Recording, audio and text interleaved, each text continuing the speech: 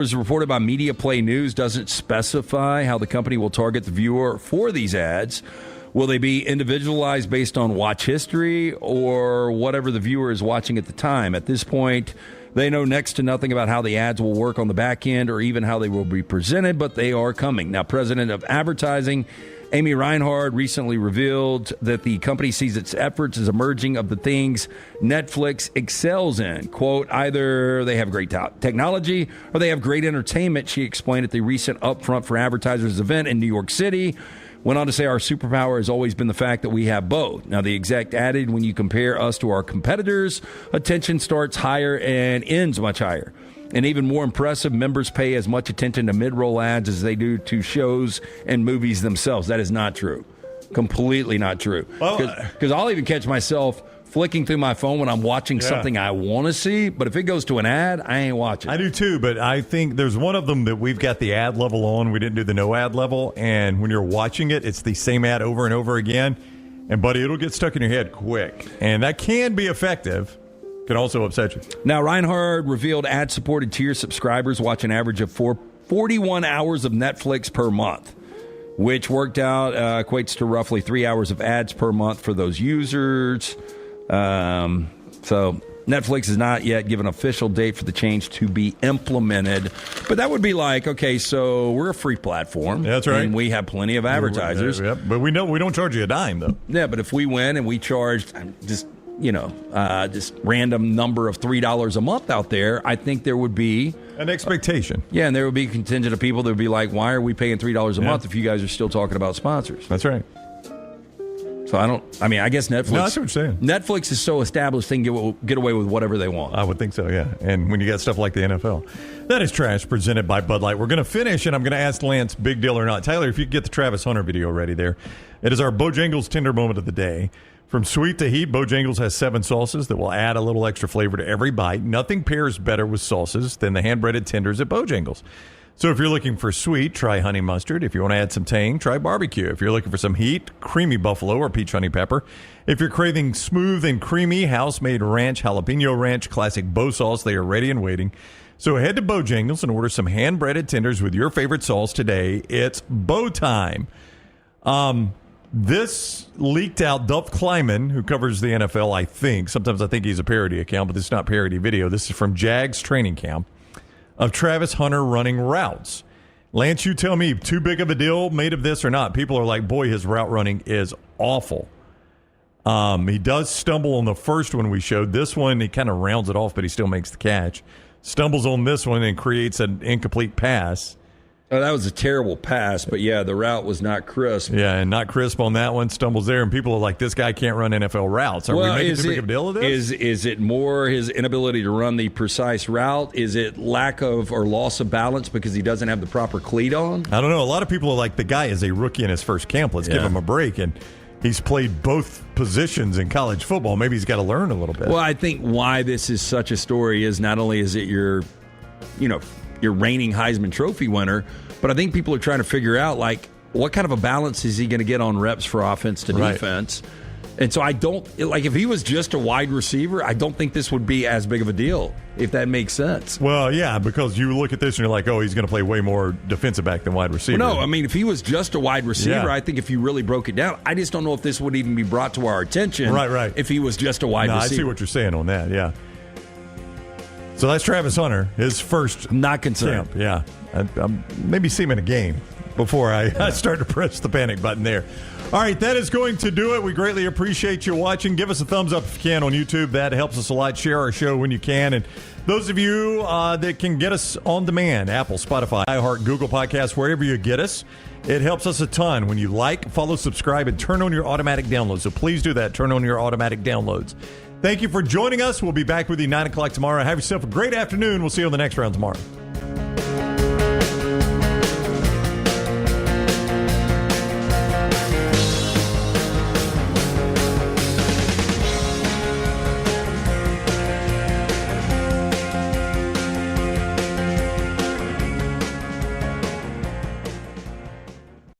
Everything Next Round is on demand now in the podcast section at nextroundlive.com.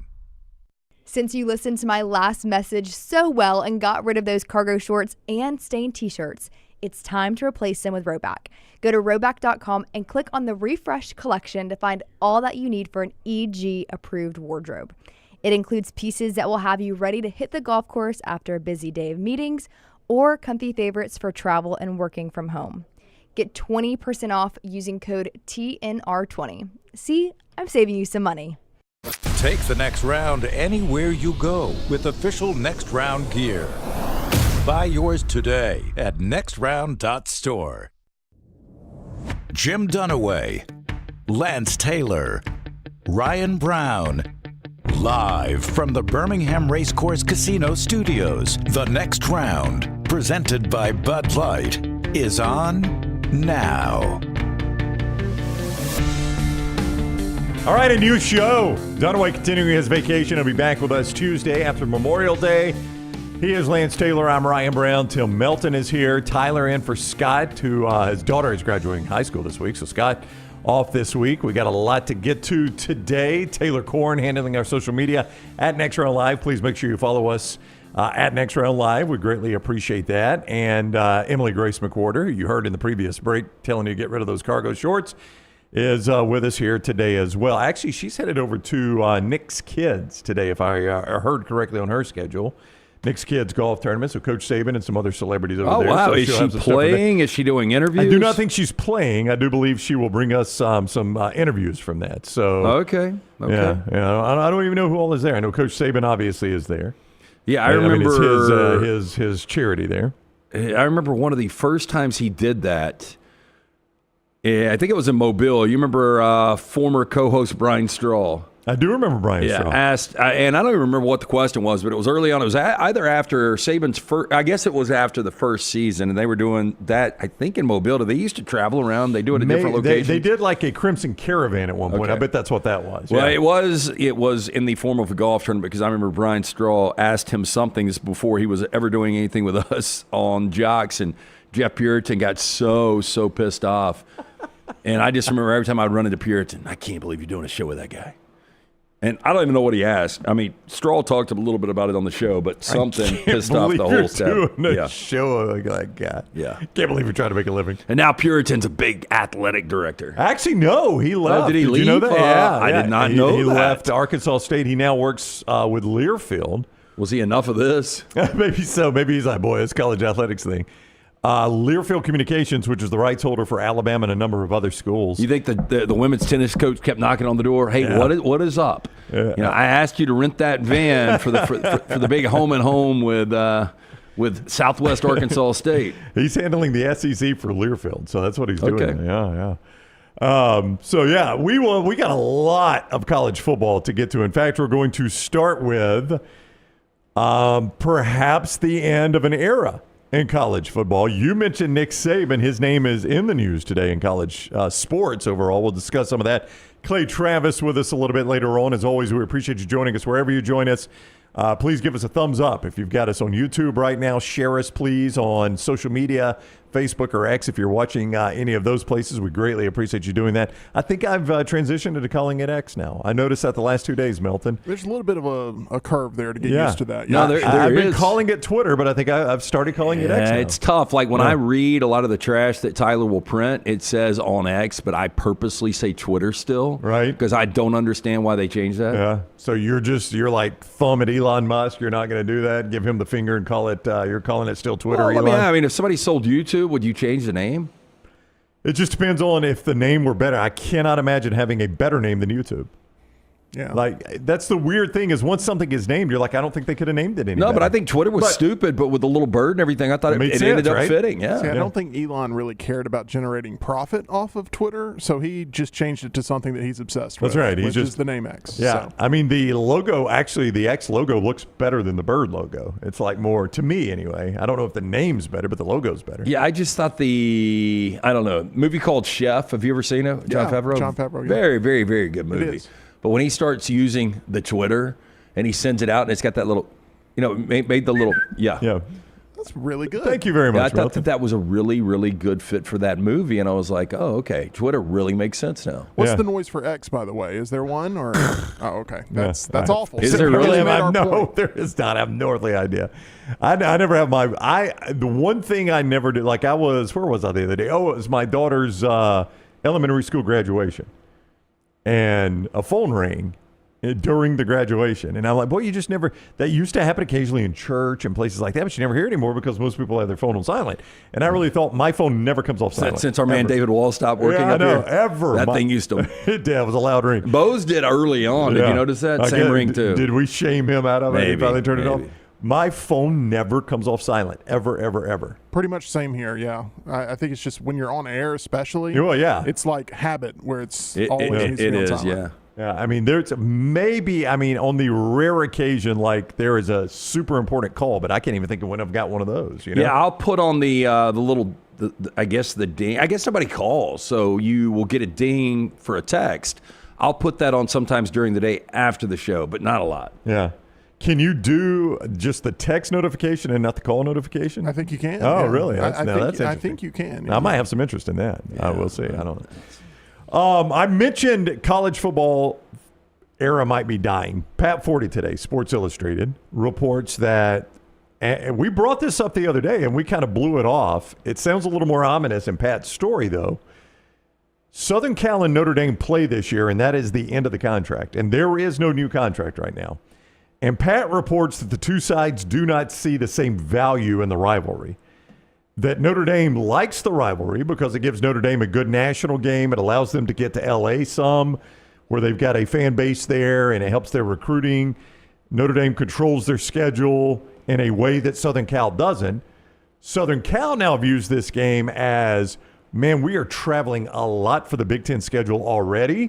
And in the years we have to travel to South Bend, that's yet another trip halfway across America to play a football game. And See, it seems like a lame excuse. yeah, I guess what they're saying is let's envision the scenario if you're USC. Let's say the year I'm in South Bend. Now the Big Ten could help them with this, obviously, but only so much. Let's say they've got to go to Rutgers and Penn State. Yeah. That's not crazy, or right? Maryland and Penn State. So now I've got to travel to South Bend and back, to Penn State College and back, and to College Park, Maryland and back. It's a lot of travel in 1 year. I mean, they're not wrong about that. Now, I know we fly now, and I don't know if this is just a whole lot about nothing, but that is USC's argument is two things. Number one, we've got to evaluate what that's going to be like. We're very early in the Big Ten. We just don't know how that's going to play for us. And we would kind of like to see where this playoff settles out before we start making any long-term plans. Okay, I get that side of the argument, but at the same time, there has got to be something important about rivalries in college football, and especially about big-time traditional rivals like USC and Notre Dame. We can't start killing big rivalries in college football. I don't disagree with you. I mean, I don't want to see anything happen to the Iron Bowl. But you know why this one's so unique? Is because it's out of conference. It's out of conference, and the states aren't very close. Even your rivalries that aren't in-state, like the Iron Bowl or the Egg Bowl, the states normally touch, right? Ohio State and Michigan, the states touch. Georgia, Tennessee, the states touch. Georgia, Florida, cocktail party, the states share a border. Your big rivalries, most of the time, the states share a border. These aren't even close. No. I mean, they're halfway across the country from And each other. massive brands, obviously, and that's one of the reasons it became such a rivalry when you talk about the Notre Dame fan base and USC in the market and the fan base there. I mean, SEC rivalries are never going to go away because they're in conference. The same with Big Ten rivalries. But this is one of those I think you got to protect. And it is going to be really, really disappointing for both Notre Dame and USC fans. Doesn't matter who's running the programs right now, whether they see value in this or not. For those fan bases that have lived this rivalry for generations, this one's going to sting if, in fact, they can't put this thing together. And, I just go back to the old NFC West days when the Rams and 49ers were playing the Falcons and Saints every single year. And they were so strange. And they were traveling, yeah. west to east and east to west, and they were able to navigate that. The Falcons in the Eastern time zone were in the NFC West. The Braves in the Eastern time zone were in the NL West. Yeah. It made no sense as a kid. Like growing up, you just accepted it because the Braves played the Dodgers and the Giants all the time, and the Falcons played the 49ers and the Rams and all those teams all the time. You just accepted it until you stopped and thought, Why on earth is a team in Atlanta in the West? And I thought it a lot. Like Did you? I would try to get there as a kid before we had great streaming services and really good video games. Right before the Atari 2600 came out. Right. Yeah, trying to break this down. Like, why? I get the Rams and the 49ers being in the West. I get the Giants and the Dodgers being in the West. I don't understand this Falcons-Braves thing in the West. Right. And it meant less with the Falcons because you're playing Sunday games, and they're either at noon or 3 o'clock. Now, if you're out on the West Coast, that is an early kick. If your team's in Atlanta and it's kicking at noon Central, 10 a.m. Pacific, that was an early kick, and I don't know how often that happens. First NFL game I ever went to, Fulton County Stadium. Rams, Me too. Falcons. Mine actually was Falcons-Jets back in the Ken O'Brien days. You remember him as the Jets quarterback? Oh, yeah. Yeah. My uncle for a very long time worked for Golden Flake, and they had 50-yard line tickets. And we've often talked about this. As Difficult ticket back in the day at Fulton County, right? The worst place to sit in Fulton County was on the 50. You were forever away from the I sat action. in the end zone first time, and I remember all the John 3:14 signs. John 3:16. Is it 3:16? 3:16. I mean, John 3:14 is a verse, but John 3:16 is a more What famous happened one. to the John 3:16 being sported all the time? They don't really do anything. That was a big thing in the 80s. Yeah, and I remember you had the rainbow wig guy, and he apparently had a sketchy history or something like that. Or he got from the Broncos, right? Huh? Was the rainbow? Well, I don't know. Maybe he was, but he ended up like I would see him at golf tournaments and stuff like that. He was like Marlins man. You remember when Marlins man would always travel around? And he's kind of disappeared, hasn't he? He really has. He really has. But yeah, John 3:16. I was about to say John 3:16 was a big deal back then. Still a big deal, by the way. Good verse. It ages well, right? Yeah, it ages well. But the guy with the sign was a big deal back then. He was everywhere. But yeah, you don't see that anymore. It's funny how that stuff is cyclical, right? I don't know. Like, So do you feel like it'll come back? somebody with a John 3:16 verse? Yeah. Maybe so. I don't know. Bell bottoms or John 3:16 come back Probably first? bell bottoms first. Okay. See, Austin 3:16, like the chat is pointing out, is what kind of took over culturally, like is in the popular sports entertainment sector of this conversation. I did see that in the Vince McMahon documentary when I was getting schooled on what was going on in wrestling. So John 3:16 has words with it. Did Austin 3:16 have words with it? It was a parody of that. It was a parody of that? Yeah. Oof, boy, I feel like you're Well, that was wrestling in the 90s, pushing the envelope. Yeah. Took Tiptoeing off into like some fire. tiptoeing into some sacrilege right there, aren't you? If you're going to change, do you remember the words to it? That's the bottom line or something? Well, I mean, all right. So John 3:16 is for God so loved the world, he gave his only son. Right. Yeah, whoever believes in him is free. Brown, Excellent. you're not going to like. You want me to say what it is? I mean, if you're Yeah. comfortable, I've never heard it. I didn't know that. I mean, they say it on Netflix. You can say it on our Austin format. 3:16 says, "I just whooped your ass." Was there you that go. it? That was the popular line. Oh, yeah. that's not a parody at all. Yeah, that's. Yeah, I mean, but he did a whole monologue. It was Yeah. a King of the Ring, and it was a big deal. And But I mean, You he watched the was clip. edgy, but he was viewed as a good guy, right? he was an anti-hero, sort of like. Yeah. Yeah. He was supposed to be the bad guy, but he got a lot of babyface love. So But he was pushing God's word to the real hills of the WWE, right? yeah, it was the Bret Hart Austin match that really sort of pushed him into, like, he was supposed to be the bad guy going in, but he walked out the good guy because he didn't tap out in a submission match. So worked that's out really important. well. Yeah. That is important, by the way. You're our Jeeves of wrestling, right? That's right. We got two guys back there, Melton and not that Scott doesn't have a lot of knowledge, he does, but Melton and Tyler will surprise you with their knowledge sometimes. Tyler comes with stuff like yesterday. Tyler said he could tutor me in Spanish to help get my degree, and I asked Tyler, do you speak Spanish? And Tyler, you said I took 2 years of Spanish in high school, and then I took a little bit of Spanish 3 and ended up switching to broadcast, actually. And then in college, I took another 2 semesters of Spanish. Wow. So I could get you a Spanish 1 certification. I need If Spanish we're 2. in, Spanish you 2. need Spanish somebody. 2? I can Spanish get 2. you there. Okay. If we're in Chihuahua, would you be able to translate directions? Yeah, I could get us where we need to go. Back to the wrestling. Is there real quick? Is there anything you could speak fluently just off on command right here?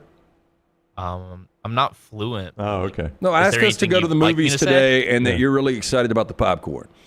What's that? Ask us to go to the movies today and you're really excited about the popcorn. Okay. Yeah. Didn't work. I got to think about it. Yeah. I told you That's I'm not why fluent. I hope that, Rusty. hope that doesn't come up in Tijuana. So Melton, though, if we ask you on the fly about any of these wrestling things, you know pretty much. I mean, yeah. So generally. when I sat down with Mick Foley, I don't know if you got to hear the interview last year.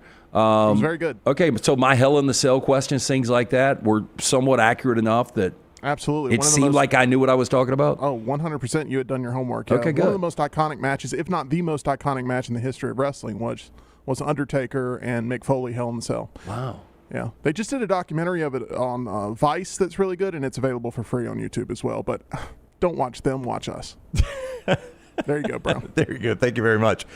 Anyway, Notre Dame USC has one more this year. There we go. That's where we started this. Notre Dame USC has this year remaining. It will get renewed. And so what is Pat saying about it? USC's Pat Forde is saying that USC has asked Notre Dame, can we do a 1-year extension, just a 1 year, and let all this sort out? And Notre Dame was like, no, we do our schedules way in advance. We'd like to have more than one. So they want to do 1 more year in LA and then figure it out after that. And Notre Dame apparently is like, no, we need a multi-year deal. So that's where they're butting heads. on this. I'm just a little surprised. I mean, Notre Dame should be kind of the alpha right now with where they are.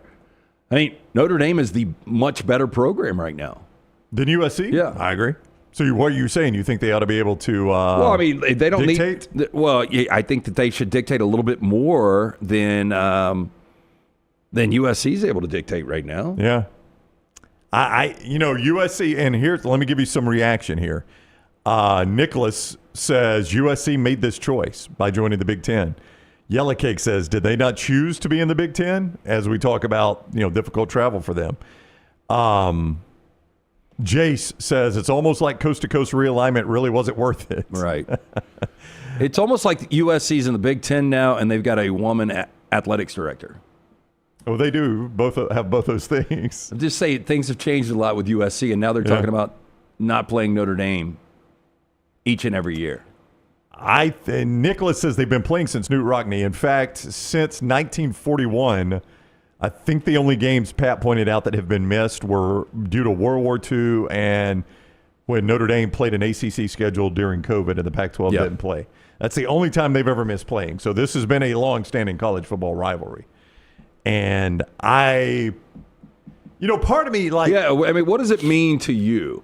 I like the USC hosting late in the year better.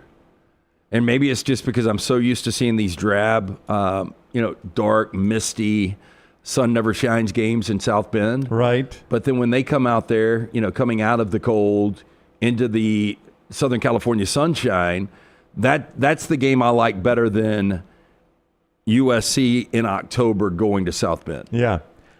But I still think it's a great rivalry, whether you're a fan of USC or Notre Dame, for all college football fans. Yeah, I would say I like it because it's historic college football, but it's not one I watch regardless.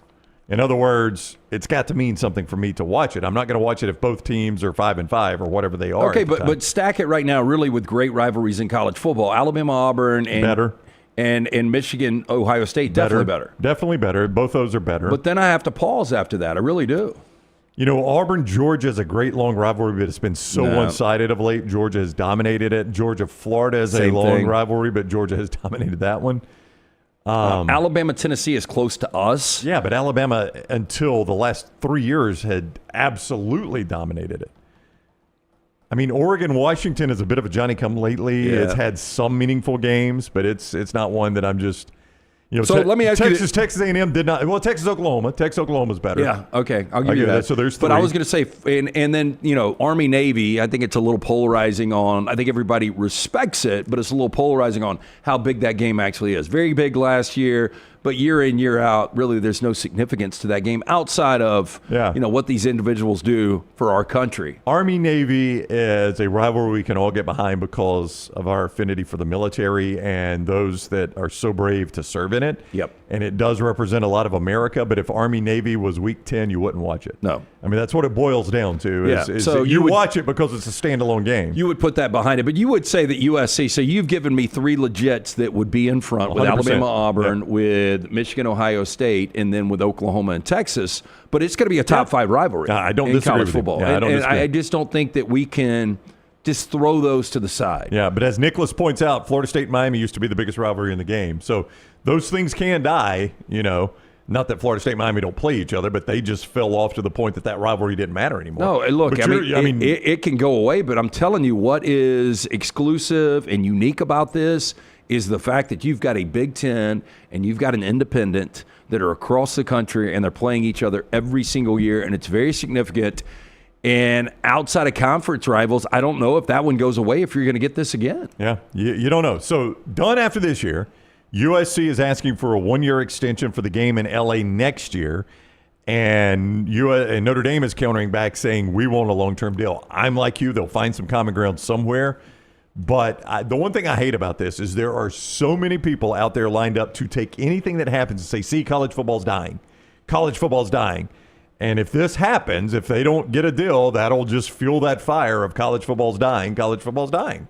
That we have sacrificed what is great in college football for money, expansion, and the college football playoff, which in this case, you can't argue if this dies, it wasn't sacrificed for expansion in the college football playoff. I mean, 100% it would have been. Well, look, and I don't know how at USC, I guess you can bitch about the travel, but I mean, the fact of the matter is, you've got a pod of 4 teams on the West Coast, and everything else is going to be going west to east anyway. Yeah. And I guess, the argument is, well, we don't need one additional road game where we're coming west to east. But, I mean, you signed up for that geography when you went to the Big Ten to get more money. And you had a map. Getting more money was more travel. And when you signed up for this, you had to have in the back of your mind – like games that we play every year, and our biggest rival is Notre Dame, and are we really going to sacrifice this rivalry just to play teams like Rutgers and Maryland? Yeah, it is. I hope it doesn't go away, but I'm also in this day and age of college football, I think anything's on the table. Yeah, I do agree with you. Like, I would say there is no chance this goes away, but because exactly what you just said, everything is on the table, I mean, nothing shocks you now. Yeah. I mean, Darian Mensah's making $2 million this year. Or $3 million or $4 million, whatever you want to believe, the Duke quarterback. Yeah, again, for those that don't recognize that name, I don't blame you. He's not a household name. From Tulane to Duke. He was the Tulane quarterback who's about to start for Duke. Yeah. I mean, that is crazy to think about. All right, Odie's, that's where you and I will be tomorrow night with our friend Will Haver and the great gang at Odie's. Yeah, just a fantastic place to grab some food, lunch here in the next couple of hours, dinner. Rodney Davis has been doing incredible food for almost 4 decades now. The award-winning wings, delicious burgers, fantastic sandwiches, ice-cold beer buckets full of the Bud Light, and those Odie's famous cocktails. The Styrofoam cup, can't beat it, double pours, heavy hands there at Odie's. Stop in, see Will Haver and that great staff. 2 locations. The original Crestline will be at tomorrow night for Odie's Team Trivia. Newest location in Edgewood, right there off of Oxmoor and Broadway. Birmingham Institution, it's Odie's Tavern. Also, our guy Dunaway dropped a few LBs, got his life a little bit healthier thanks to our friends at Way to Wellness. Leslie and her board-certified staff do a tremendous job there at Way to Wellness. Medical weight loss supervision is what this is. You're not just on your own and trying to figure it out. They supervise your medical weight loss and make sure you do it the right way. Great meal replacement options and just a great group of board-certified medical professionals to make sure you're doing this the right way. It is also customized to you. That's why their website is aplanforme.com. Aplanforme.com, because it absolutely is a plan for you. You never sign a contract. There are no sign-up fees, and your first consultation is free. So you literally have nothing to lose except the wait here, right? Aplanforme.com, aplanforme.com. Serious question here. Do you think most people know if they have their read notifications on? Don't know. I know I have mine off. I'd say probably not. I think I have mine off, so as soon as I ask this. But, like, if you're going to have them on and somebody texts you and you read it, respond? You probably should respond, right? That is accurate. Yeah, Okay. if you're going to have them on, it's kind of a slap in the face if you don't respond. Yeah. Now, and especially to be when fair, somebody like immediately reads it. Like, I don't know who's got read notifications on or not until you see that they've read it. Yeah. But if somebody reads it immediately and then a day later you're waiting for a response. To be entirely fair, sometimes I get texts during this show that I can't respond to because we're on the air. And you'll check on camera, and I'll check it, and I'll sometimes even respond to it in my head, but I never go back and respond to it. So I assume other people are doing that at work too. Like, I'll go back and get that later, and they never do. Surgeons, those types of people. Yeah, the type of people who are doing important stuff like us. Yeah, brain surgeons, people like that. But I'm with you. Like, when you see somebody read it and they never respond, it does feel like it sends a subliminal message. And do you feel like you need to tell somebody that their notifications are on? Like, I thought you No. had to physically turn them on. I don't think you need to tell somebody like, "Hey, by the way, you disrespected me." no, I'm not talking about like. So, an example, like Jack has got his notifications on. I like him to keep his notifications on. Not that he doesn't not respond to me, but I kind of like that. But I wonder if he wants other people to know that he's got those notifications on. That's what I'm saying. Yeah. If you Hey, look, I'm gonna send me a text because I want to Okay. see if mine are on. all right, Because I have no idea. You know, I don't know how to work this thing. I'm well aware of that. We should do a segment of technology with Lance every day. I think that this is a home run. Yeah. There was one the other day. I can't remember what it was. Out of the blue, our group text that gives the guest and all that. Lance just quit getting it for a minute, and he was all panicked about it, and then it just showed back up, right? Yeah, it did. And again, I can't explain why one TV downstairs is prime free of commercials, but upstairs living room, I've got commercials that run. Yeah. I'm trying to remember. What did you beat? Castlevania? I mean, like I how did. you do this This again? is back when I'm life was sorry. simple, Melton. This is Biggest lie back you've ever before told, social Lance. media Biggest and lie all you've of ever these told, my tools. friend. I'm sorry. Why would I lie about this? Oh, hey, by the way, You can't defeat things that are made easier in today's technology. Yeah. I mean, I just don't buy it. Dude, I think for a while the best ever at Madden when it first came out on gosh. Sega. I really was. It's a bold Like I statement. could not beat, like nobody could beat me at Madden back in the day. By the way, my friend Ryan just texted me and said you can turn on read receipts per person. Like it doesn't have to be turned on for everyone, which is That's next level. It's Okay, here we go. interesting So development. test. yeah. I sent you a text. Okay, I just read it. Yeah.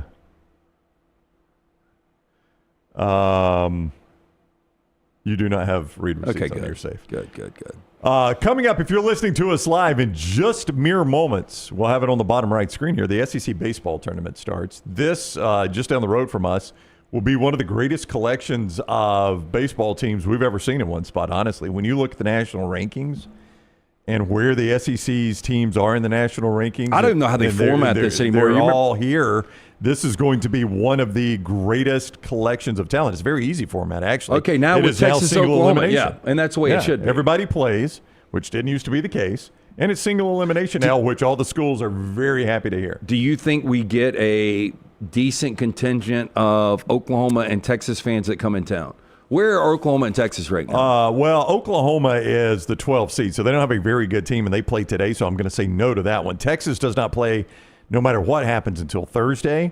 So I do think you'll get it. And they're the number one team in the nation and the number one team, well, depending on which polls you look at, and the number one team in the SEC. They'll be a super regional host.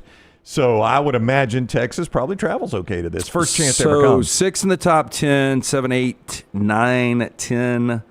10 in the top 25. Is that right? What top 25 have you got right there? I am looking at the NCAA college rankings and polls. All right. I mean, is that even official? That It sounds says very 2025 generic. rankings Okay, right just here. read those out, and I'll tell you where they're seated. Read out the SEC teams just to put this in perspective. LSU at number 1 according to this. All right, LSU is number 1. They are the number 3 seed in Hoover. Okay, that doesn't make sense, Well, but okay. But that's Yep, the way okay. it goes by the standings here. Now. Number 2 according to the 2025 rankings is the Texas Longhorns. They are the number 1 seed.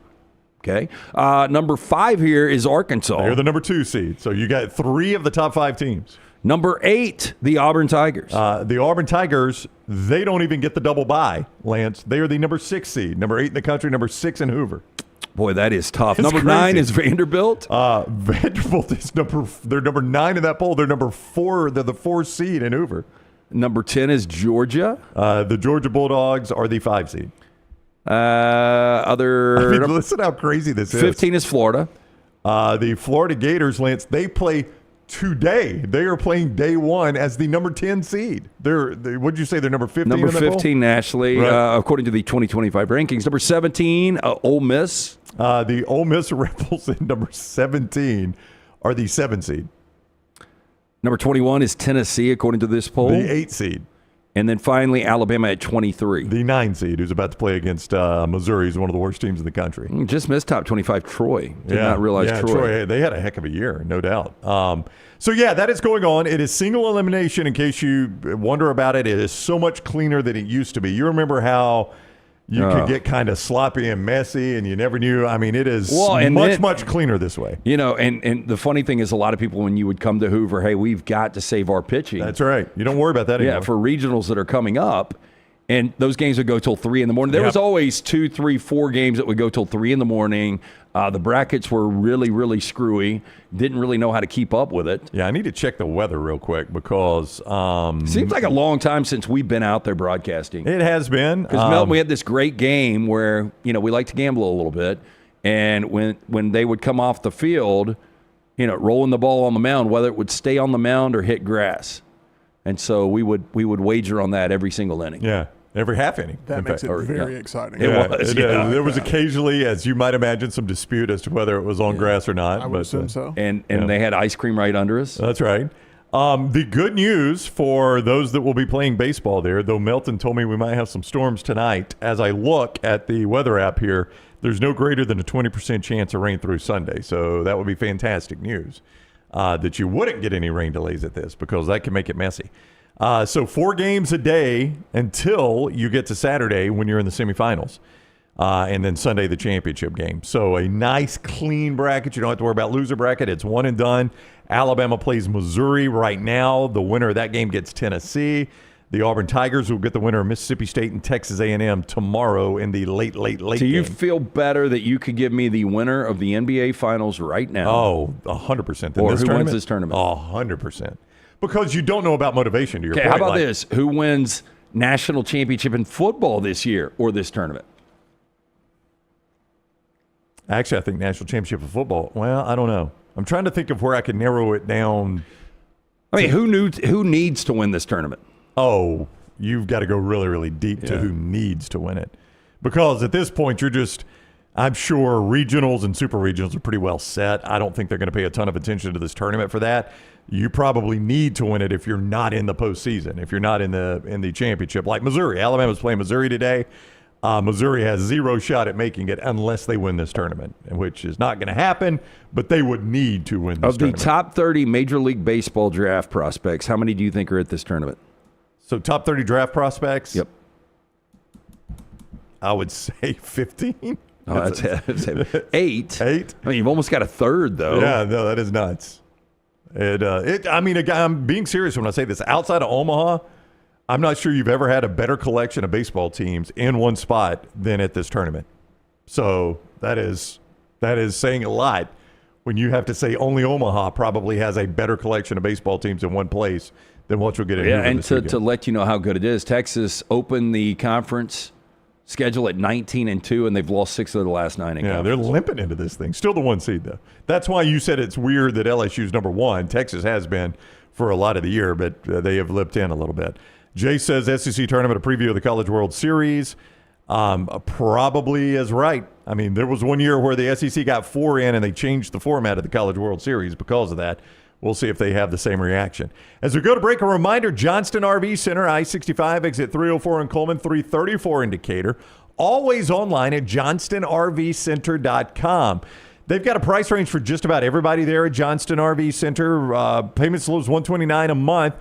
You can go all the way up, though, to the big motorhomes. Anything from toy haulers to the fifth wheels, the tow behinds, the motorhomes, all of that right there at Johnston RV Center. And don't forget RV Warranty Forever. Make sure you've got a lifetime coverage on everything that is new or qualifying pre-owned when you buy at Johnston RV Center. I-65, exit 304 in Coleman, 334 in Decatur. Always online, johnstonrvcenter.com. Latest NBA mock draft.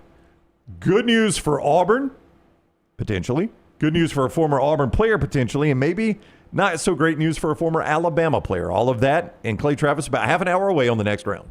Follow Brownie on Twitter and Instagram at Ryan Brown Live.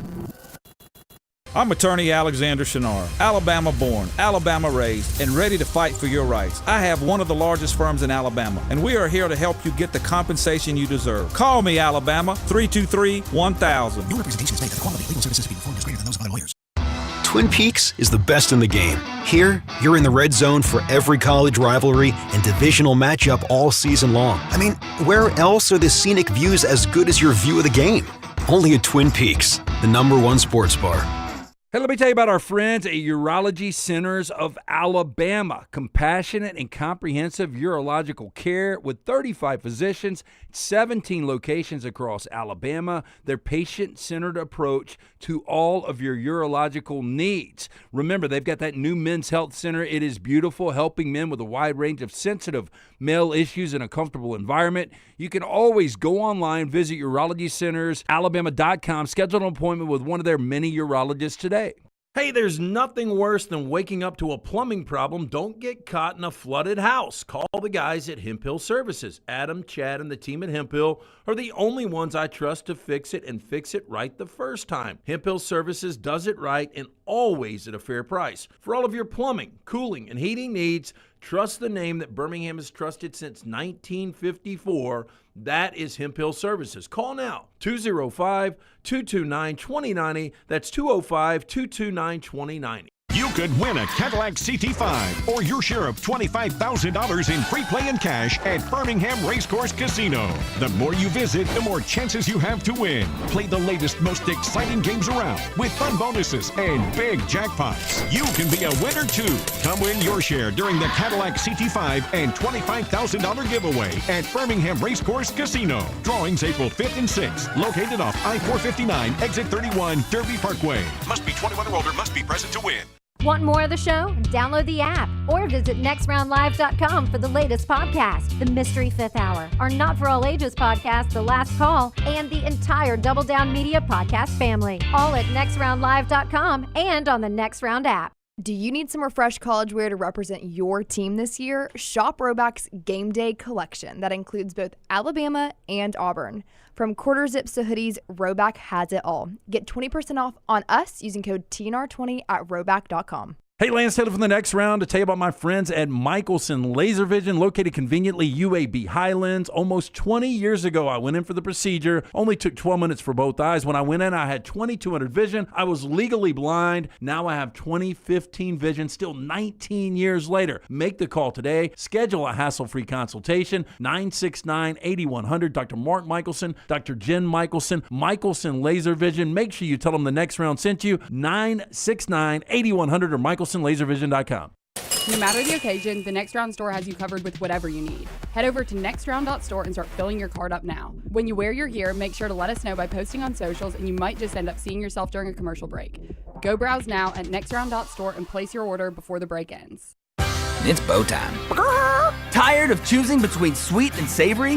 Why not have both? Introducing Bojangles' new chicken and bowberry waffles. The bold Cajun chicken filet you love, now drizzled with a bowberry honey glaze and sandwiched between two warm waffles. Which means your favorite meal of the day just met your new favorite dish. And lucky for you, it's served all day. But it's only here for a limited time, so try chicken and bowberry waffles at Bojangles today. It's bow time. I'm attorney Alexander Shunnarah, Alabama born, Alabama raised, and ready to fight for your rights. I have one of the largest firms in Alabama, and we are here to help you get the compensation you deserve. Call me, Alabama, 323-1000. No representation is made that the quality of legal services being performed is greater than those of other lawyers.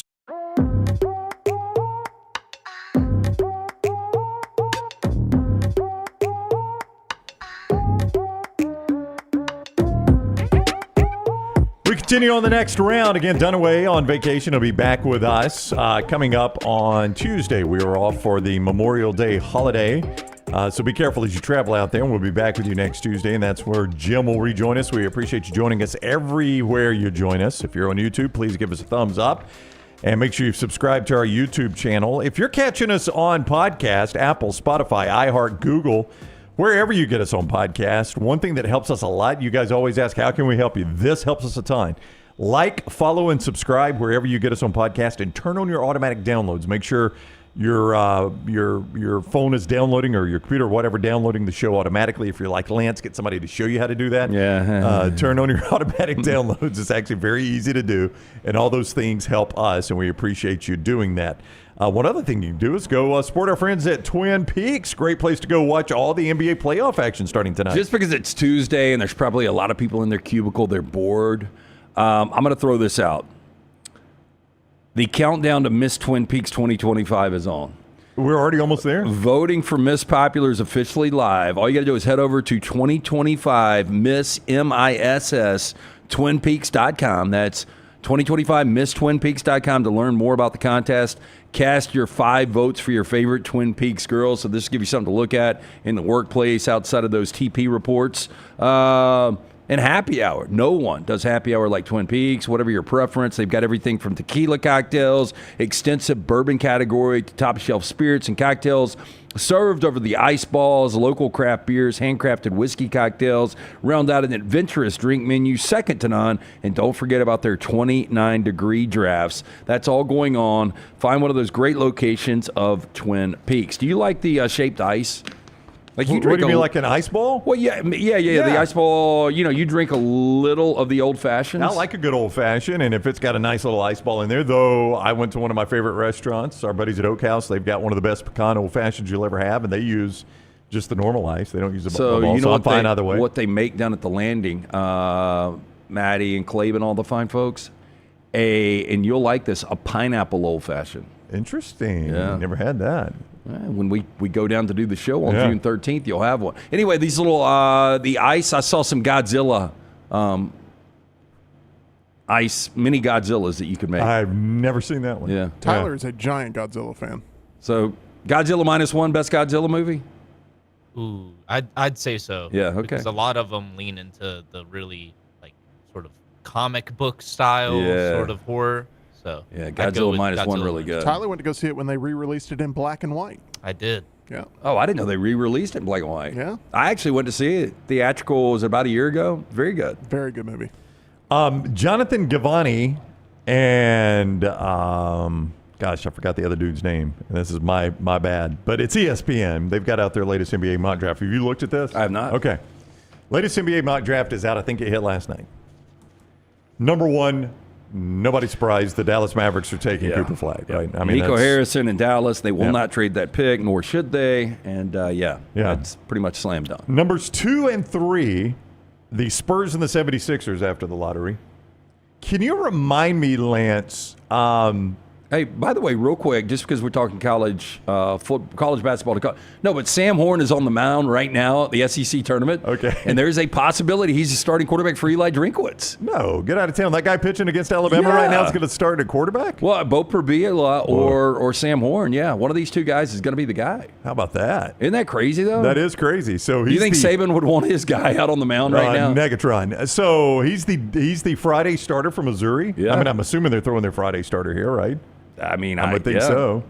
I don't know if that's normal rest, though, Saturday, Sunday, Monday. I mean, that's kind of short rest on a Tuesday. But I'm telling you. No, they played Thursday. That's right. Yeah. Sorry to stop you. And I didn't realize Missouri, like the hat they're wearing right now, it's like the old school Auburn Tiger. Yeah, everybody had one. LSU had that, too. It's the mascot with the little beanie hat on. It's that tiger.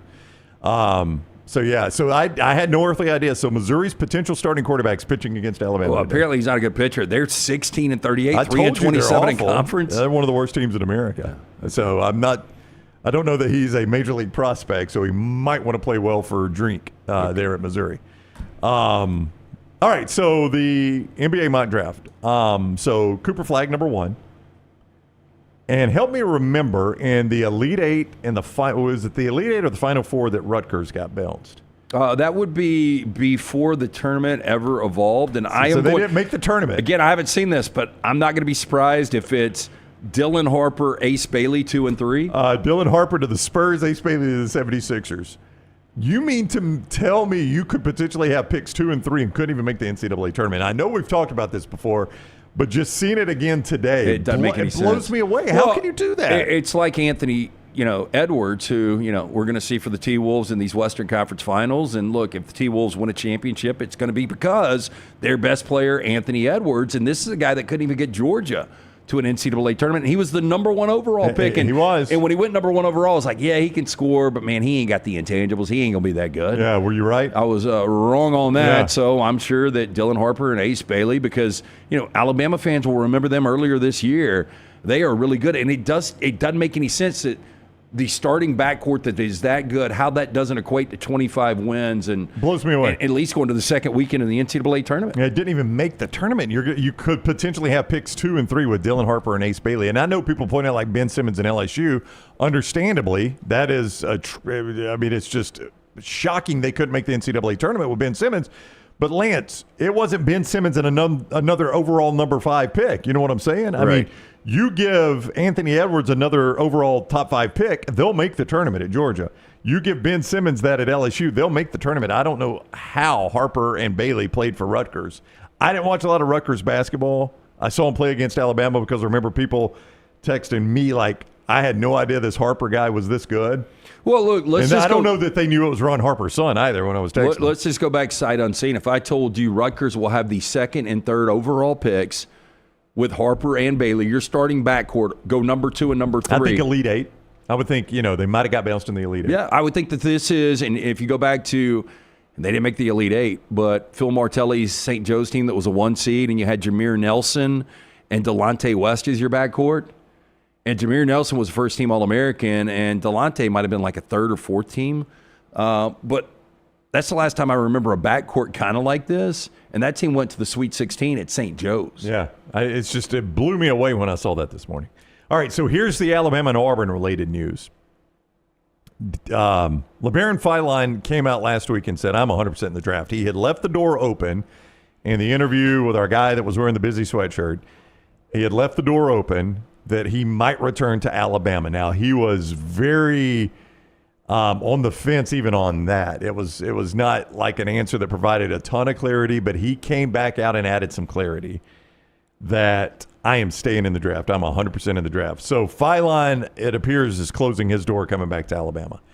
They had him 33rd to the Hornets. That is very early second round, but that is a costly set of picks right there in front of you because it's the difference in, 3 picks here at 33? The difference in a guaranteed contract and a not guaranteed contract. And that's brutal, but that's the way the business works. Well, he said there's no way he's coming back out, but we had Nate Oates on the show last Wednesday, and I don't know, has the Oates interview gone out? It's out. In that, he said we are saving a roster spot for him. He did say that. Yeah.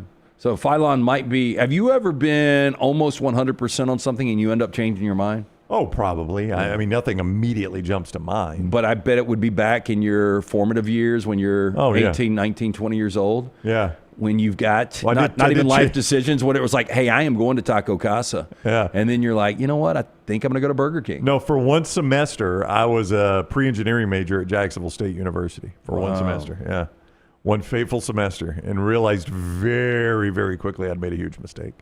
Is that when Randy and Vicky were proud? I think Randy and Vicky were like, you've done what? You've changed to a pre-engineering major. Have we thought through this? I am paying your tuition here. Yeah. What was the thought process behind that? So my wife was a nursing major at Jacksonville State, and I had to have a science. When I give you this train of thought, you're going to be like, what were you doing? You had to have a science to get your degree, right? And my wife had to take chemistry. So I took a semester of chemistry with my wife and gave, like I did the rest of my college career, very little effort and made an A. So y'all took the class together? We took the class together. You sit next to her? Yeah, absolutely. We studied together. She's really smart. My wife is very smart, yeah. And you sat next to her? I did, yeah. Well, I did not cheat, never cheated, Okay. never cheated. I was just I'm just trying to get to the bottom of this. No. Don't ask questions. I'm just following up. I made an A, and I'm like, this kind of, it was the first level of chemistry, and it kind of came naturally to me, right? Wow. And I felt good about it. So I thought, my train of thinking Could was, have been Walter White, the next Walter White. I'll be a chemical engineer now. This is a good idea, right? They make a lot of money, don't they, chemical engineers? I'll be a chemical engineer. You're not going to make Just a natural 5-star chemistry. Yeah, I must be great at that. So on a whim, I walk in and tell Joe Langston. I don't know if people remember that name, but Joe was a famous Fox 6 news anchor here in Birmingham, and he worked at Jacksonville State at the time, and he was my what's the phrase I'm looking for? Professor? No. Well, he was advisor. Advisor. Thank you very much. He was my advisor, and I walked in and I told him, "Hey, I'm leaving communications," and in that great voice, he said, "Where are you going, Ryan?" I said, "I'm going to be in engineering," and he was like, "Okay," and I did it for a semester and quickly realized I had never taken physics or calculus in high school. So the first time I ever took physics or calculus was at Jacksonville State. Huge error on my part. Huge error. Knew it right away. That's a good thing because I knew it right away. Well, it's basically like looking at a different language, right? Very much so for me, yeah. And as we know, you can't do Spanish. No, I cannot do Spanish. I had a lot of roadblocks in my life here, Melton. Yeah. So the good news was I dropped those classes before the midterm, which was the deadline to drop. And so I ended up with like one class for a semester. So it was a fun semester, but it wasn't a semester that got me any closer to graduating, and it cost my parents money. Oh, wow. So those were the drawbacks. But having only one class in a semester was a very enjoyable semester for me. I assume so. Yeah. Yeah, that was a huge mistake on my part, Lance. But to your point, like I was 100% radio, TV, take one class at Jack State. I'm like, I think I could be a chemical engineer.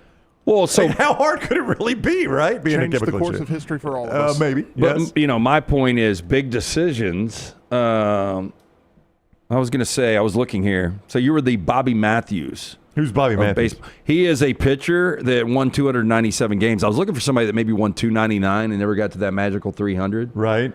Let's see if there's somebody with 2,999 hits. Bobby Matthews, he was born a long time ago, 1851. Wow. Yeah, played for the Philadelphia Athletics. 297 and 241. He had a damn 2.86 ERA. That guy could play. But, that was kind of a Don Sutton record, 297 and 248. Yeah. Yeah, a lot of wins, a lot of losses. You got a lot of decisions back then, right? Yeah, a little bit. Not a lot of relief pitchers. By the way, continuing in that draft, you tell me if this is good news for Auburn or not, okay? Damn, you know how he died at the age of 46? Do you ever wonder if Lance has ADHD? Oh, I do. It's one of the worst cases I've ever seen. I know you do. Go ahead. Syphilis.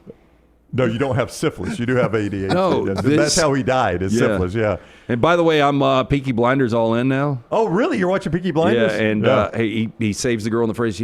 My conscience got me. She's got syphilis. All right. You know which one I'm talking about? Yes, I do remember that. And but have you gone? I'm only 4 in. Have you gone captions though? Oh yeah, that's the only way you can watch Peaky Blinders. Yeah, it makes it different. Yeah, You're right. It really does. No, you know what they're saying. It's the difference in a cupcake without icing. Yeah. No, captions changed everything for me on Peaky Blinders. It really did. Captions changed everything. Yeah, and I am going to be all over the place today. Really? Yeah. Tell me, 37. Tahad Pettiford to the Pistons. Good news for Auburn, right? I think it is. Yeah. Again, I am going to stick with this, though. Pettiford measuring out at 6 and change. And it's been up and down. It seems like his performances on the court. I think he's going to stick in the draft. But if you're an Auburn fan, to hear 37, like if somebody really gets to him and they're like, this is a little too dicey. Yeah. There's a better chance you're going in the front half of the second round than the back half of the first round. If you come back, here's the dollars you're going to make.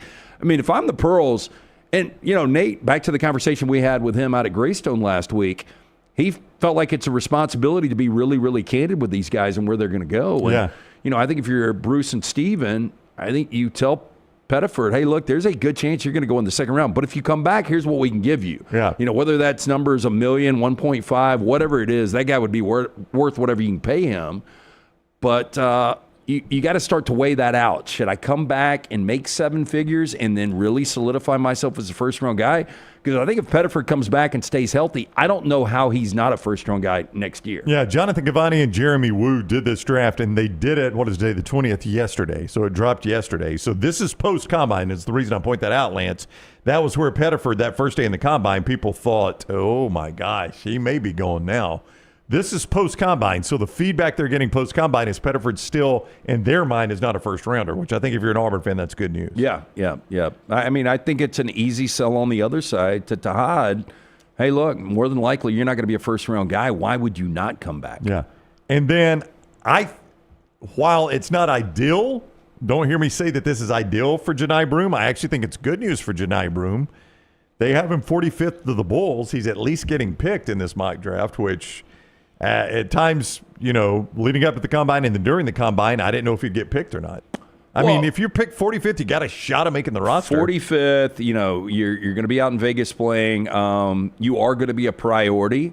You're not going to be, obviously, with the guaranteed contract, so you're not going to be as prioritized as whoever goes in the first round to whatever the respective team is. But I would be surprised at all. But if they've got him 45th, I mean, there's obviously some buzz that this guy's got a lot of experience. Maybe you got some intangibles we don't know about, but when you look at the vertical, you look at kind of a shaky handle, you look at him coming in at 6'9" and change, I'm really surprised they've got him getting drafted. 45th, you're at least getting picked. Yeah, because what position are you going to play, Johni? And I was talking to somebody about that the other day. I'm like, everybody who projects him as a 5. No, he needs to be playing the 3, really. His skill set says 5, right? Right, yeah. His height says 3. And the height and the skill set aren't matching for him. It's his problem. But, hey, if you're pick 45, you could play in the G League. You got options now. You play in the G League. You could say, screw that, I'm going to Europe. You know, you at least have some options at pick 45, so that'd be good news for me. And the option that Janai doesn't have is coming back. That is correct. Yeah, because Janai would come back. Yeah. Oh, yeah. He'd play the rest of his life at college if he could, and make good money doing it, by the way. All right, time for the Michelson viewing menu, and Tyler will tell us what we got watching tonight before we get to Clay. It is always presented by our friends at Michelson Laser Vision. Yeah, make the phone call that I made over 2 decades ago, 205-969-8100. Ask for Amy Toa. The next round sent you. She's going to hook you up with a hassle-free consultation. You got 0 to lose to find out if LASIK is right for you. Dr. Mark Michelson, Dr. Jen Michelson, best in the business, 205-969-8100. For more information, michelsonlaservision.com. All right, so first off, I went to the Scream Unseen last night at AMC, and the movie was Bring Her Back, a new horror movie made by the directors of Talk to Me, and I cannot recommend this movie enough. Oh, it wow. was extremely disturbing, and I think I'll be watching it again when it officially releases, because there were some parts where I want to dig deeper into it and into the story, but I couldn't on the first viewing because I was just so tense. So Dang, Tyler. Does it appeal to people that don't like that genre? No.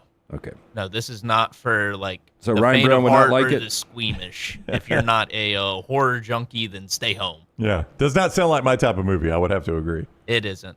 But this might be. Netflix is releasing a new documentary called Untold, The Fall of Favre, and it will go into Brett Favre's controversial career, the dark side of sports stardom, and the scandals that marred his legacy. Yeah, we talked about this when it first got reported, and this is what we feared this would be. It's really got nothing to do with his playing days. It's got to do with his off-the-field stuff, which just doesn't really interest me. No, not really. Yeah. I've seen it roll by. Yeah. But I've got no desire to watch it.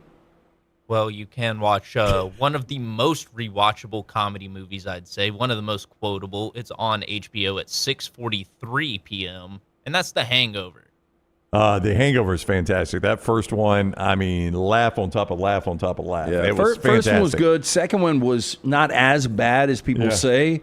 And then the third one was pretty much I don't think I've ever seen the third one. I definitely have seen the second one. I thought it was good, but the first one was almost comedic perfection, I would say. Third one, they bring it back to Vegas. Alan ends up getting married. Yeah. It's a small part, but when Alan goes to the desk at Caesars and it's like, is this where the actual Caesar lived or whatever? It cracks me up every single time because I have a friend in my friend group that would be exactly like that and take it completely seriously. This isn't where I didn't think so. I didn't think this is where. Alan was a fantastic character. There's no doubt. I like the toast he does on the rooftop where he talks about driving into the city. It's like, you guys see that ride into the city? Guess that's why they call it Sin City. Chasing hookers and cocaine. Is that it, Tyler? Quite the movie. Yep. And then tonight at 7 on the Paramount Network, you can watch one of the best movies ever made, Gladiator. Gladiator's good. Always good. 30 minutes away from seeing the end of the second one, and I've been told don't even worry about that last 30 minutes. Not that big a deal. What are you laughing at, Mel? That I watched it on a plane. The plane landed. No, you're right. I'm saying you don't have to go to the last half hour of that movie. I've seen all I need to see. It's actually probably a better movie if you don't see the last half hour. See, that's the way it works, that is the viewing menu. Clay Travis is coming up next. We'll talk some college sports with Clay. A reminder, whether it is tonight, as Melton said, or coming up soon, you will have storms come through in this part of the South. It's just a given. And sometimes you get some damage to your roof, and you can't know that because it's very difficult to get up there and see it. Let a pro do it, like our guy Greg from Pale City. Storm Restoration Roofing is the name of Greg's company. He will get up on your roof, whether you got storm damage or not. It might just be time for a new roof. Let Greg get up there and look. He'll give you a free quote, absolutely free quote. He will give you a free evaluation and let you know exactly where you stand. I'm going to give you his cell number, 205-542-3531. That's 205-542-3531 for Greg.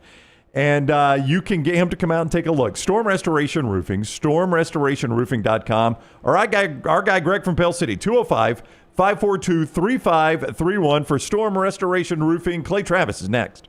Follow Dunaway on Twitter and Instagram at Jim Dunaway. I'm attorney Alexander Shunnarah, Alabama born, Alabama raised, and ready to fight for your rights. I have one of the largest firms in Alabama, and we are here to help you get the compensation you deserve. Call me, Alabama, 323-1000. No representation is made that the quality of legal services being performed is greater than those of other lawyers. Hey, Lance Taylor from the Next Round to tell you about one of our favorite places for breakfast, lunch, and dinner. That is Hamburger Heaven since 1982. Hamburger Heaven has been serving Birmingham's best hamburgers, cheeseburgers, French fries, hand-spun milkshakes, and sandwiches made fresh to order. All of their ingredients are fresh and prepared daily. This includes their beef, always fresh, never frozen, hand-pattied each and every day. For breakfast, lunch, or dinner, visit any of the 4 locations, Highway 280, Irondale, Gardendale, and Homewood. If you're looking to expand business and inform the Next Round audience about your exciting brand, contact us. Send an email to sales@nextroundlive.com to be a part of the team and advertise your product to hundreds of thousands of potential customers on our ever-expanding platform. Join our existing partners in the fastest-growing media space, both live and on demand, and reach the most desirable audience for your business. Get information and more by emailing sales@nextroundlive.com, and one of our team members will work with you to take your business to the next level with the Next Round.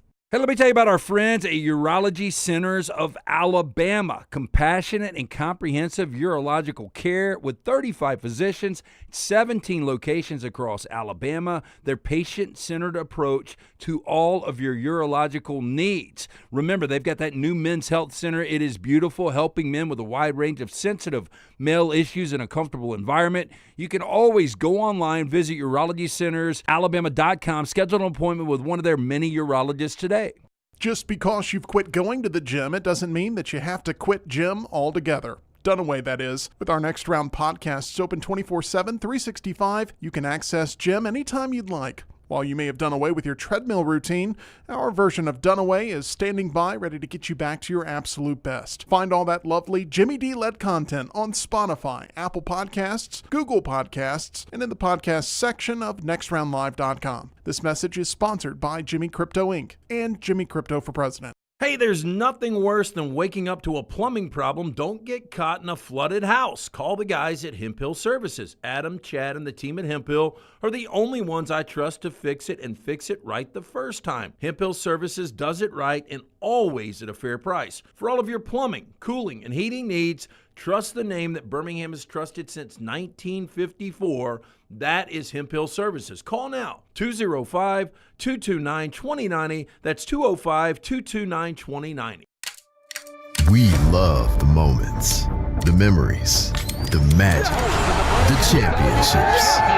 So let's get more victories, more celebration. He's got a chance. He won't be caught. More unforgettable, more football. Don't miss the last home game of the regular season on May 24th. Visit UFLstallions.com for tickets. It's bow time. Tired of choosing between sweet and savory? Why not have both? Introducing Bojangles' new chicken and bowberry waffles. The bold Cajun chicken filet you love, now drizzled with a bowberry honey glaze and sandwiched between 2 warm waffles. Which means your favorite meal of the day just met your new favorite dish. And lucky for you, it's served all day. But it's only here for a limited time, so try chicken and bowberry waffles at Bojangles today. It's bow time. I'm attorney Alexander Shunnarah, Alabama born, Alabama raised, and ready to fight for your rights. I have one of the largest firms in Alabama, and we are here to help you get the compensation you deserve. Call me, Alabama, 323-1000. No representation is made that the quality of legal services being performed is greater than those of other lawyers. Jim Dunaway, Lance Taylor, Ryan Brown. Live from the Birmingham Racecourse Casino Studios, the Next Round, presented by Bud Light, is on now. New hour of the Next Round. We always appreciate you joining us. You can catch us almost anywhere in the world, whether you're watching us on YouTube or Facebook or X or Twitter. No, Twitter and X are the same thing. Twitch. You can get us at all those places, and we always ask you to please give us a thumbs up and make sure you've subscribed and follow us on social media at Next Round Live. Subscribe on YouTube. Follow us on social media at Next Round Live. We greatly appreciate you doing all those things. And when you listen to us on podcast, also very helpful, whether it's Apple, Spotify, iHeart, Google, Whatever it is, it helps us a lot when you like, follow, subscribe, and turn on automatic downloads. Do those things, please. Like, follow, subscribe, and turn on your automatic downloads. That helps us tremendously. Clay Travis coming up in a moment. NBA Conference Finals begin tonight with the Western Conference Finals, Oklahoma City and Minnesota. You say Oklahoma City's favored to win the whole thing. Are you thinking in this series, 5 games, 6 games? Could it stretch to 7, you think? It could stretch to 7. I will say Thunder in 6, though. Okay. Thunder got to shoot it better, though. Yeah? Yeah. I mean, Julius Randle has been really, really good. We mentioned Anthony Edwards in the first segment. Really good. Naz Reid has been one of these guys that's been such a great role player to get them out of the first round easily against the Lakers. But this is when it gets real Western Conference Finals. And, the T-Wolves were here last year. It should be a fun series. I'm probably more interested in the Eastern Conference Final Series. Are you? Only because it kind of appeals to, the 90s NBA when the Knicks and the Pacers and John Starks and Patrick Ewing played Reggie Miller and the Duncan Dutchman, Rick Smiths, and all those, those teams went head-to-head. It just kind of appeals to the old school nature of the NBA when I thought the NBA was at its best. Well, in the East, when you look at it, the two huge favorites that we talked about all year, the Celtics and the Cavs, for neither one of those teams to be playing in the conference finals is pretty amazing. Yeah, it really is. I mean, you would have almost guaranteed me one of them. And I still will lean the Pacers, although the Knicks have got home court and they're a slight favorite in this. I think the Pacers are going to win the East, and I think the Thunder are going to win the West. And I think Thunder ultimately win this whole thing. I don't know that this is going to shock anyone, but we've got some developing college basketball portal news. This was probably the biggest get in the portal for anyone. Biggest remaining get, no doubt. But the Arkansas guard Boogie Flynn, who entered the draft and also entered the portal, just in case he couldn't stay in the draft, is out of the draft and now is out of the portal, and he is going to the Florida Gators. So the rich get richer. The national championship Florida Gators get Boogie Flynn. There were reports that was going to cost $5 million. Jeff Goodman, one of the leading authorities in college basketball media, was like, that is not true at all. It's not going to be $5 million. I don't know what Florida had to pay to get him, but I bet it was a pretty penny. But, boy, what a nice spot for Boogie Flynn, huh? Oh, yeah. That number seems exaggerated. It's almost like the, what was it, the Jaden Rashida?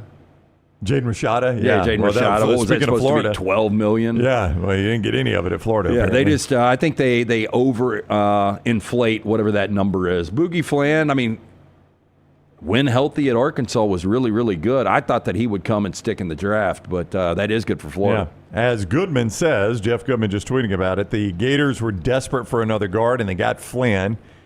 He was being projected as a mid to late second round at best in the NBA. Here's what he says, though. He gets a significant payday from Florida and a chance to rebuild his stock after suffering an injury in SEC play. Significant payday. Goodman has said not quite $5 million, though. But it would surprise me if it's 3 to 3.5. You? No, that's a big number. And if I'm Billy Napier trying to navigate these incredibly difficult schedules, I mean, basketball's the priority right now, right? I mean, they just won a national championship. They celebrated on the on the field at the spring game, right, of Billy Napier's Florida Gators. But just where the basketball program is under Todd Golden, I mean, it's in a much better spot than where football is. Yeah, and like if you're a booster, football might be your favorite sport. But if it's close, don't you feel like giving Todd Golden that kind of commitment, you get a little bit more bang for your buck? Well, I just know I've got a championship program right there, right? Yeah. I already know I've got one. So the bang for my buck seems a little bit easier. And I would assume that program is not going anywhere. Like, I feel pretty confident, I don't know about you, that this Todd Golden thing's not a flash in the pan. This guy's a good basketball coach. That's really good basketball coach. That's going to be a good program for a little bit. Now, it's in a tough conference, obviously, but that, look, it was in that tough conference this year, as tough as it's ever been, and they won a national championship. I'm also seeing another, I want to confirm this. Let me see if Hemp Hill Services. Tell us about Hemp Hill on the Lock while I confirm this, because this is I mean, a story I never thought we'd talk this much about, but an interesting development. Hemphill bringing you the lock and much more. Trust the name that Birmingham has trusted since 1954 for all of your plumbing, heating, and cooling issues. Any of these arise in your home. 205-229-2090. Call Adam, Chad, Andrew, the guys there. Right now, $1,000 off those HVAC units. With this changing weather, everything heating up. Also, 0% financing. Inquire about that. 205-229-2090. Hard to stop a train. For more information, hemphillservices.com. I don't know. Chad Graff covers the New England Patriots for The Athletic, and he's also a professor at the Northeastern School of Journalism. So we would say this is a reliable reporter, right? Not saying he gets everything right, but I guess. I mean, if he works for The Athletic and he teaches, this is not some fly-by-night guy. This guy, I'm just saying he's got some credentials. We'll roll with it, yes. All right. Chad Graff, who has covered the Patriots for The Athletic, says in his most recent tweet, Jordan Hudson has told at least one person that she and Bill Belichick are. What do you think the end of the sentence is? Okay, I think most people are going to jump and say engaged. I'm going to say broken up. Engaged to be married.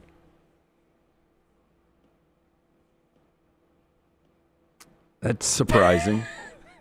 I like when Lance has to gather his thoughts. No, I always wonder what's bouncing around and then it's not coming out. It's surprising. I thought that they would be done and she would be OnlyFans by Christmas. She might be much more intelligent than some people believe. Engaged to be married. He will have a prenup, though, right? How much do you think he's got? Do you guys think a prenup is tacky? Melton, I got to hear your opinion on this. Tacky. Tacky? Tacky is an interesting... Yeah, I'm not sure that's the adjective here. Is a prenup tacky? No, I don't think. I think it's protective. Yeah. It is. I don't think it's tacky. I mean, I think it causes some disgruntledness, for but, sure. like, don't you let somebody else handle that? Like, you know, I don't know who you call, though. Like, or do you handle that one yourself? Let's just say that you're worth $1 billion, okay? Okay. And let's say you're single. And you meet a girl like Jordan Hudson, and how long have they been together? A year, maybe? Yeah, maybe. Do you have the conversation specifically with her? Hey, look, love you to death. I'm going to put together this little insurance policy for you, but I've got to protect my assets that I built way before you. But, you know, on the other side, she's going to be like, but you're the love of my life. You say I'm the love of your life. You want to share everything. Why wouldn't you share your fortune? That's the whole thing with a prenup is like it allows for a discussion about if this thing doesn't make it. And I know that's a realistic discussion in this world, but I kind of hate to have it before I get married, right? I kind of hate to even allow myself to think of the fact that this thing may not last forever. Is there a way to my intention? Is there a way to gaslight it and paint it different? Like, Jordan, you are so aggressive and you're so creative, and look at this noise you've already made yourself. I don't want to take away from you. Like, your fortune, you might amass much more than I've got in the next 10 years of this marriage, and I don't want you to think I'm taking anything from you. That's one way to paint it, yeah. I had a friend that his significant other made way more than he did, and he was the one pushing for the prenup, and I was like, dude. Why? What do you do? What's going on here? Yeah. But I think it was just like he's seen so many horror stories of bad divorces and stuff that he wanted to be protected. But you were like, get in the marriage now. What are you doing? Yes. I mean, look, and they obviously don't care the way they've handled the media thus far. But if you want to kind of, you know, put this aside and make it think it's, you know, he's not getting taken advantage of, I mean, would Belichick's camp not come out and say, hey, look, we've signed an airtight prenup?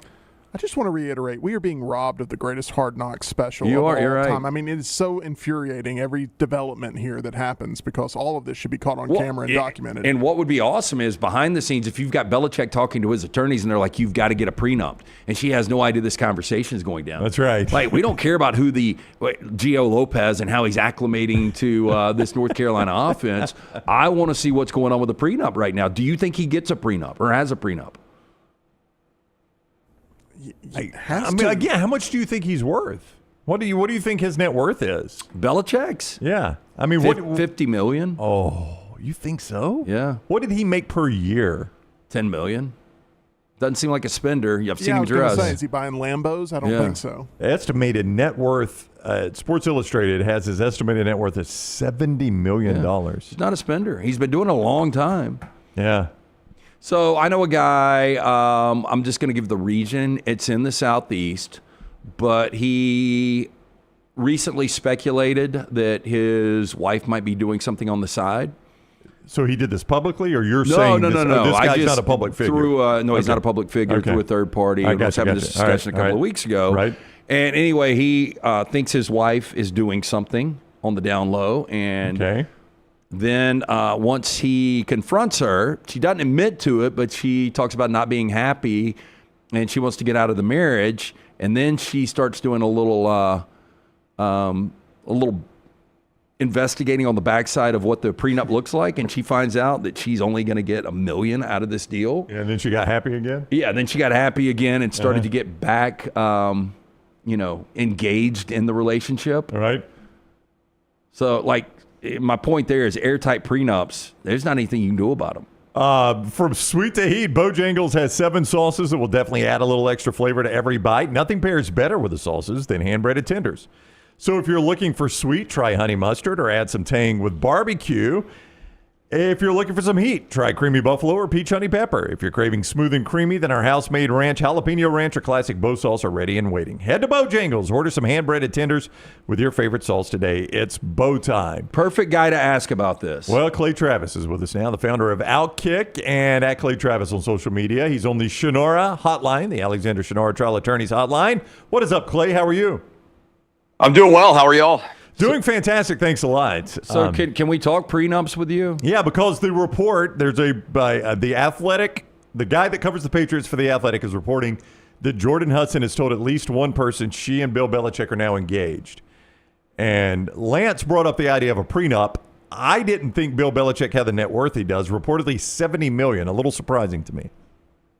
Well, I mean, I don't. The prenup thing is interesting when you're potentially going to die. Would be my only, and I don't mean that in a negative way. Just that most prenups, it seems to me, are predicated on the idea of, hey, what if the relationship doesn't work and we're going to get divorced?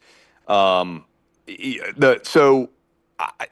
like Bill Belichick could easily, preserve his assets as are in the case now. And this is a little bit different, right? Because first of all, there's not very many 70-year-olds who marry 20-year-olds. But yeah, look, I would advise, if Belichick were asking me, I would advise some sort of, payment to her in the event the marriage doesn't work out. And then I would want my will and or trust set up really well in the event that I passed, right? Because he's in an age where people can have things not go well medically. And so there's actually a couple of different angles here, as opposed to just, hey, they get divorced, which, again, a 50-year age gap is a different kind of dynamic than would usually be the case. Boy, this sucks for his kids, though, if they were expecting to get some of this $70 million fortune, depending on how he lines this thing up, because the way to do it when you talk about, the mortality is have a insurance policy in place for her, whatever that number is, 5, 10, 15 grand, and then do it X amount of years. I would ask you this, because you didn't amass your fortune until you and Laura had been together for a decade plus. Do you think, how do you have that conversation if you're Belichick? Does somebody else have it with Jordan Hudson, or is it Belichick that has to say, hey, look, we've got to sign this prenup? Or does one of his reps come in, hey, we need to talk, something away from, the relationship? We need to talk about a prenup. I mean, who does that? I mean, I think it partly depends on what Belichick's relationship with his kids is, right? I would hope it's good. I have no idea. I mean, I think, doesn't he have a couple of the kids on his coaching staff at USC? Steve is definitely there. There are reports he's the coach in waiting. Well, you've got 2 Belichicks that are on the staff right now. Yeah, so he does have 2 of the kids. So I would presume if he's got a couple of his sons on the staff, that his relationship with them is at least somewhat decent. Meaning, if you hated your dad, I don't think you'd want to work for him necessarily. So, I mean, look, I have no idea. Let's presume that Belichick has a $70 million estate. And how many kids does he have? Do we know? I think it's 3.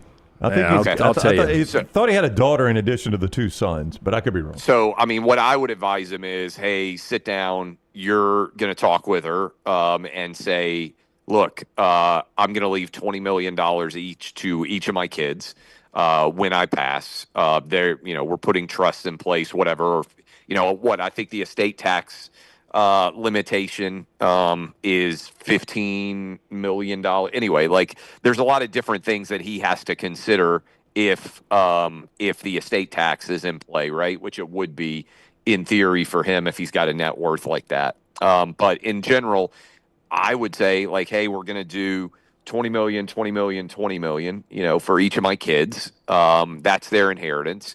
And then, with you, each year that we are married, you're going to get an additional $1 million of my estate.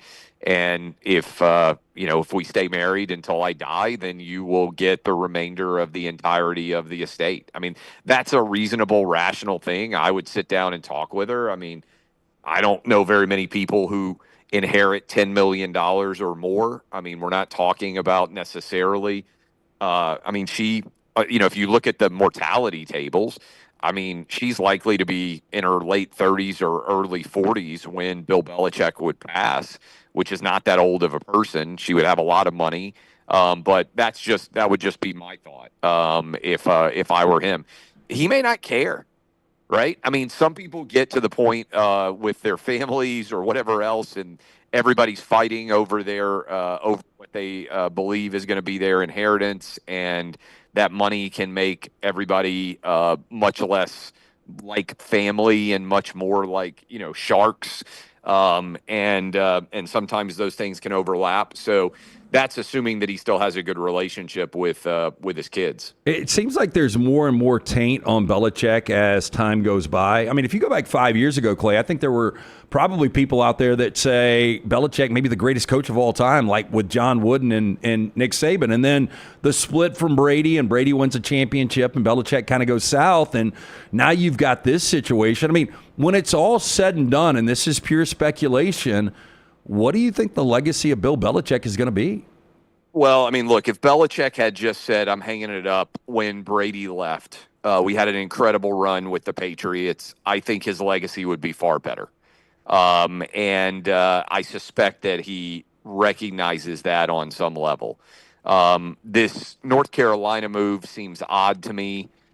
Seems like a money grab of sorts. Maybe I'm wrong, and he's going to go get North Carolina to the playoffs, which would be, an incredible accomplishment. I don't think that's likely. And so, look, one of the great debates of sports talk history for my life was who's more responsible for the success of the Patriot dynasty, Brady or Belichick. That argument's over. It was clearly Brady. Another one of the big debates was, should Pete Rose get in the Hall of Fame? And that debate's kind of over now, because I think Pete Rose is going to get in the Hall of Fame now that lifetime ban has been lifted. And so I guess you're left with Jordan versus LeBron as one of those, sort of sports debates that's always going to be fertile for years into the future, because I don't think that one's really going to get adjusted anymore from this point. But yeah, I do think Belichick has harmed his legacy. I think the girlfriend is less significant of a harm, frankly, than the losing as a head coach. I mean, if he had been dating a 24-year-old girlfriend and he had won another Super Bowl with the Patriots, I don't think anybody would care. And to be fair, if the UNC goes 9-3 and looks like a completely different team this year, then I think a lot of people will come back around to, the Belichick is an incredible coach angle. You didn't ask it about the prenup, but, it's really kind of crazy to think. But, if they get married, there's a chance, maybe even a decent chance he's going to have kids. And then that, is that biologically possible? Well, it's biologically possible. I mean, what are the odds on that one, though, Clay, you think? Oh, man, they got married high. Okay, no, so you think there is a better chance he has a kid than they win an ACC championship? And that's a legitimate question. Yeah, that's a good one. Yes. I mean, I don't think they're going to be anywhere near as good as Clemson. I don't know what's going on with Norvell at Florida State, but I know he's recruited at a way higher level than certainly UNC has. Okay, up until I'm going to tell you this, Clay. Up until college football kicks, every analyst we have on, I'm going to ask that question. You're going to ask if Bill Belichick's going to have a kid? No, I'm saying a lot of them are going to be afraid to answer. Well, They maybe probably I'm just won't going to be say as what is really forthcoming as me. the better By the way, that chance. doesn't even consider Miami, which is spending money like crazy and signing yeah. great players. So, but I mean, if you yeah, really I think that that's legitimate, I think it's a legitimate question. Better chance happening. Belichick wins an ACC championship over the next couple of years, or he has a kid over the I would next let couple of them years. announce the engagement first. Before you Well, I thought you just announced it. Well, I didn't announce it. Somebody's reporting it. Well, you said he was credible. I don't know if he's credible. I said he worked for the Athletics. That's just some Joe Blow He's in his a basement. professor too, right? Yeah, he is. It would be really funny if not only did they announce the engagement, but they had like a public web page with like gifts that you could give the couple. Well, they'll have a gender reveal if they do have a kid. She'll have one of those. Well, and then also, can you imagine like the photos of usually the engaged couple where you got like Belichick like looking in her eyes, like I mean it really does have the potential to just be an unbelievable reality show. No, I think 100% the gender reveal is if North Carolina runs out and their baby blue, it's a boy. If they're wearing pink jerseys, it's a girl. I think she's got that kind of power in the program. Probably so, yeah. Well, certainly Breast Cancer Awareness Week. I mean, you can wear the pink cleats. That's right. And be able to endorse the baby there too. But I don't think you get married unless you're planning on having kids. If you're her, right? Like, what's the rush? I understand the rush for him, but I just we'll see how it shakes out. But ultimately, what I would say is get to the kickoff, and if you can win some games, then the attention turns to the field. So I know you're somewhat of a traditionalist. I know Brown's a real traditionalist. Mm-hmm. Does Belichick go ask her pops? I mean, I did. Well, I know you did back in the 90s, but you think Belichick will do that? I don't know.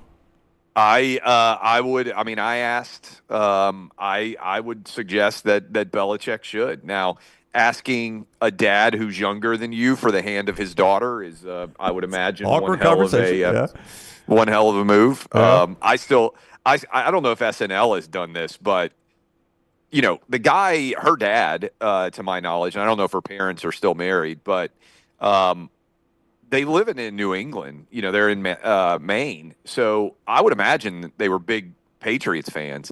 Can you imagine the first time that Belichick came over to meet the family, meet the mom and dad? I mean, that is a all-time awkward, incredible, unbelievable. Put yourself in that spot. You don't have a daughter. Me and Brown have daughters. Like if Sean McVay came over and was courting my daughter, it would be a weird situation. It would be. And the daughter's I love my daughter to death, but I probably would fanboy on this guy. And the daughter's got to say, Dad, do not ask him football questions. He's this here to have is dinner. A great point. Like, what would you guys think if Nick Saban got divorced from Terry, and then suddenly, somebody knocks on your door, you open it, and Saban is dating your daughter? Oh, there's a lot of people in our audience to be like, I'm cool with that.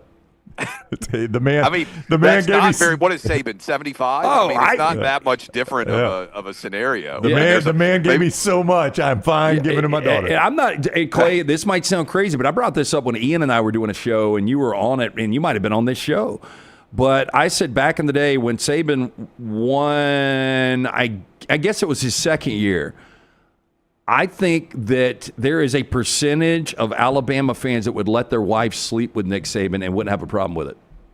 I think it's even funnier to think would they watch and cheer. Oh my gosh! Oof. Yeah, good one, Coach. Took a turn. Go to the time. Way to give it to her, Coach. High five me. Roll Tide, brother. Roll Tide.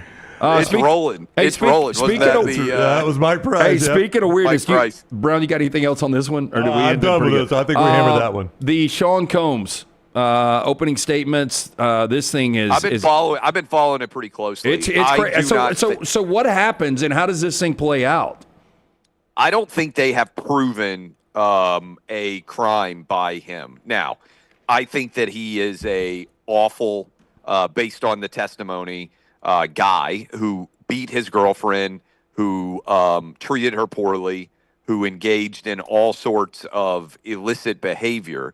But the actual charges that they brought against him, I don't think so far have been proven. The racketeering, the crossing state lines. I'm just kind of paraphrasing for sex-related activity. To me, based on Cassie's testimony, that's his girlfriend.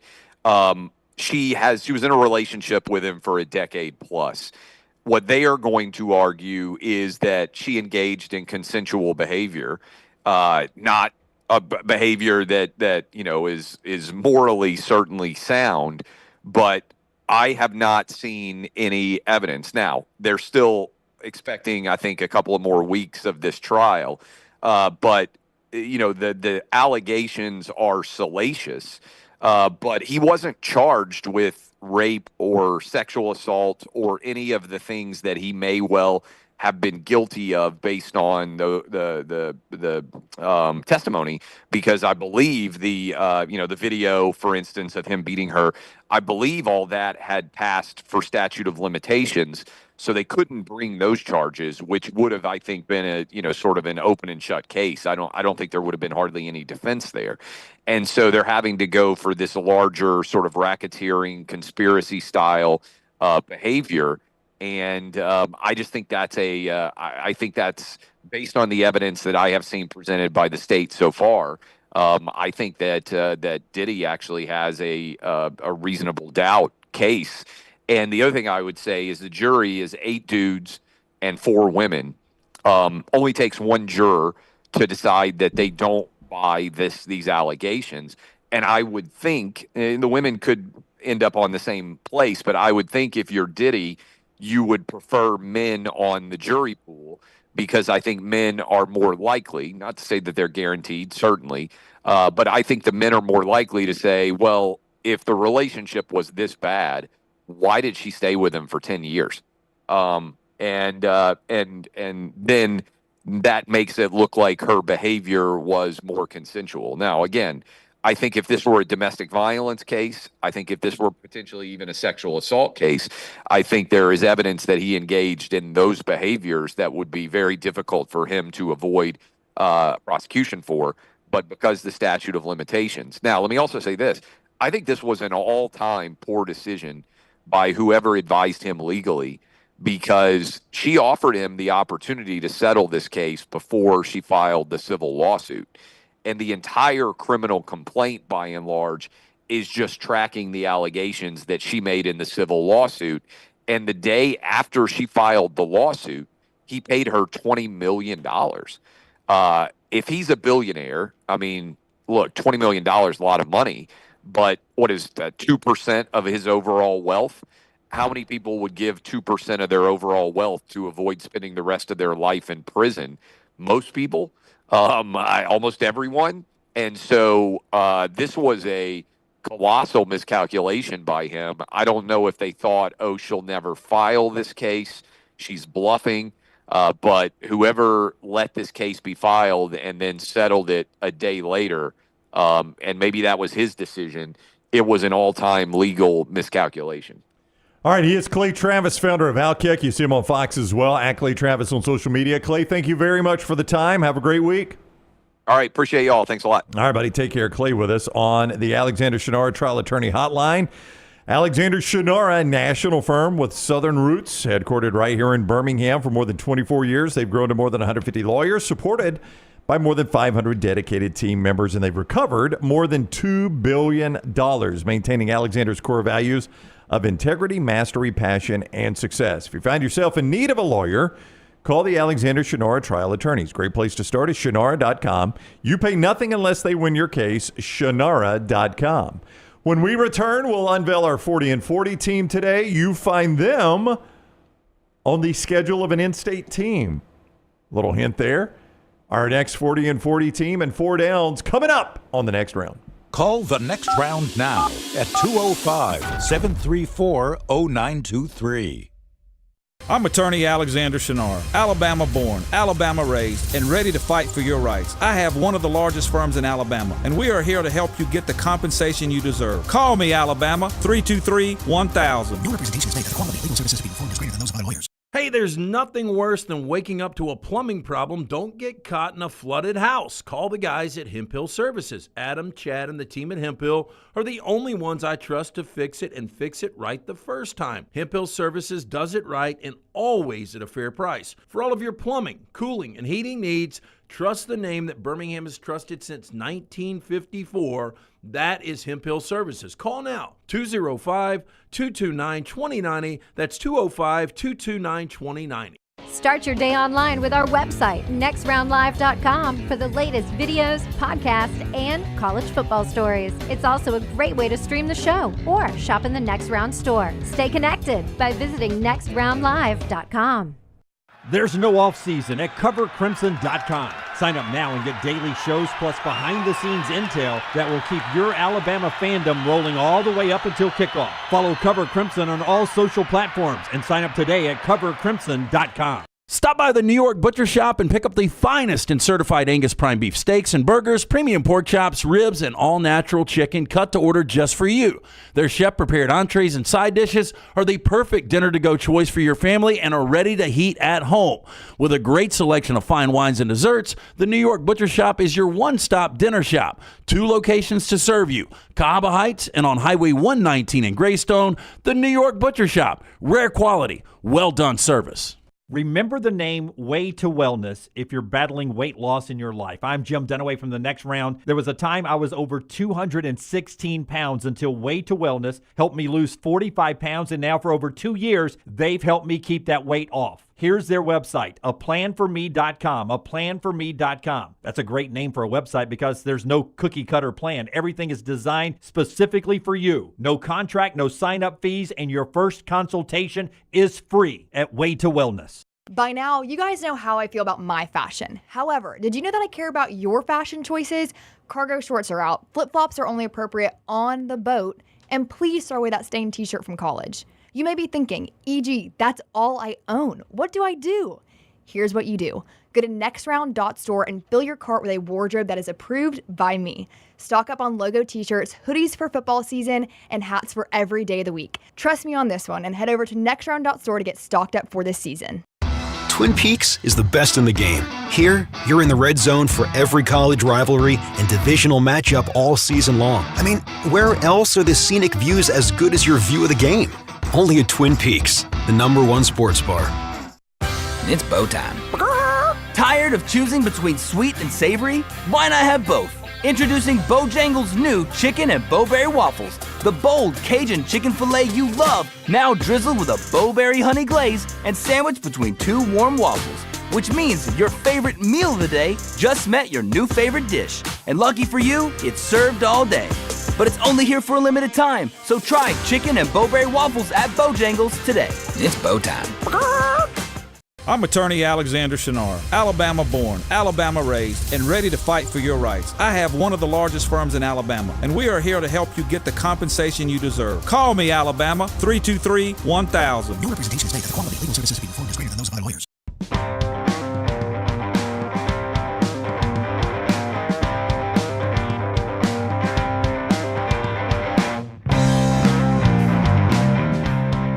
All right, we continue on the next round. Thank you to Clay Travis for joining us. We're about to unveil our 40 and 40 team. As I mentioned, this team faces a team here in the state of Alabama. And I would also say this coach, if this team finishes where you guys have projected them, I think we'll have a little trouble. Because I think it's a big year for this coach. The 40 and 40 presented by our friends at Champions Boxing.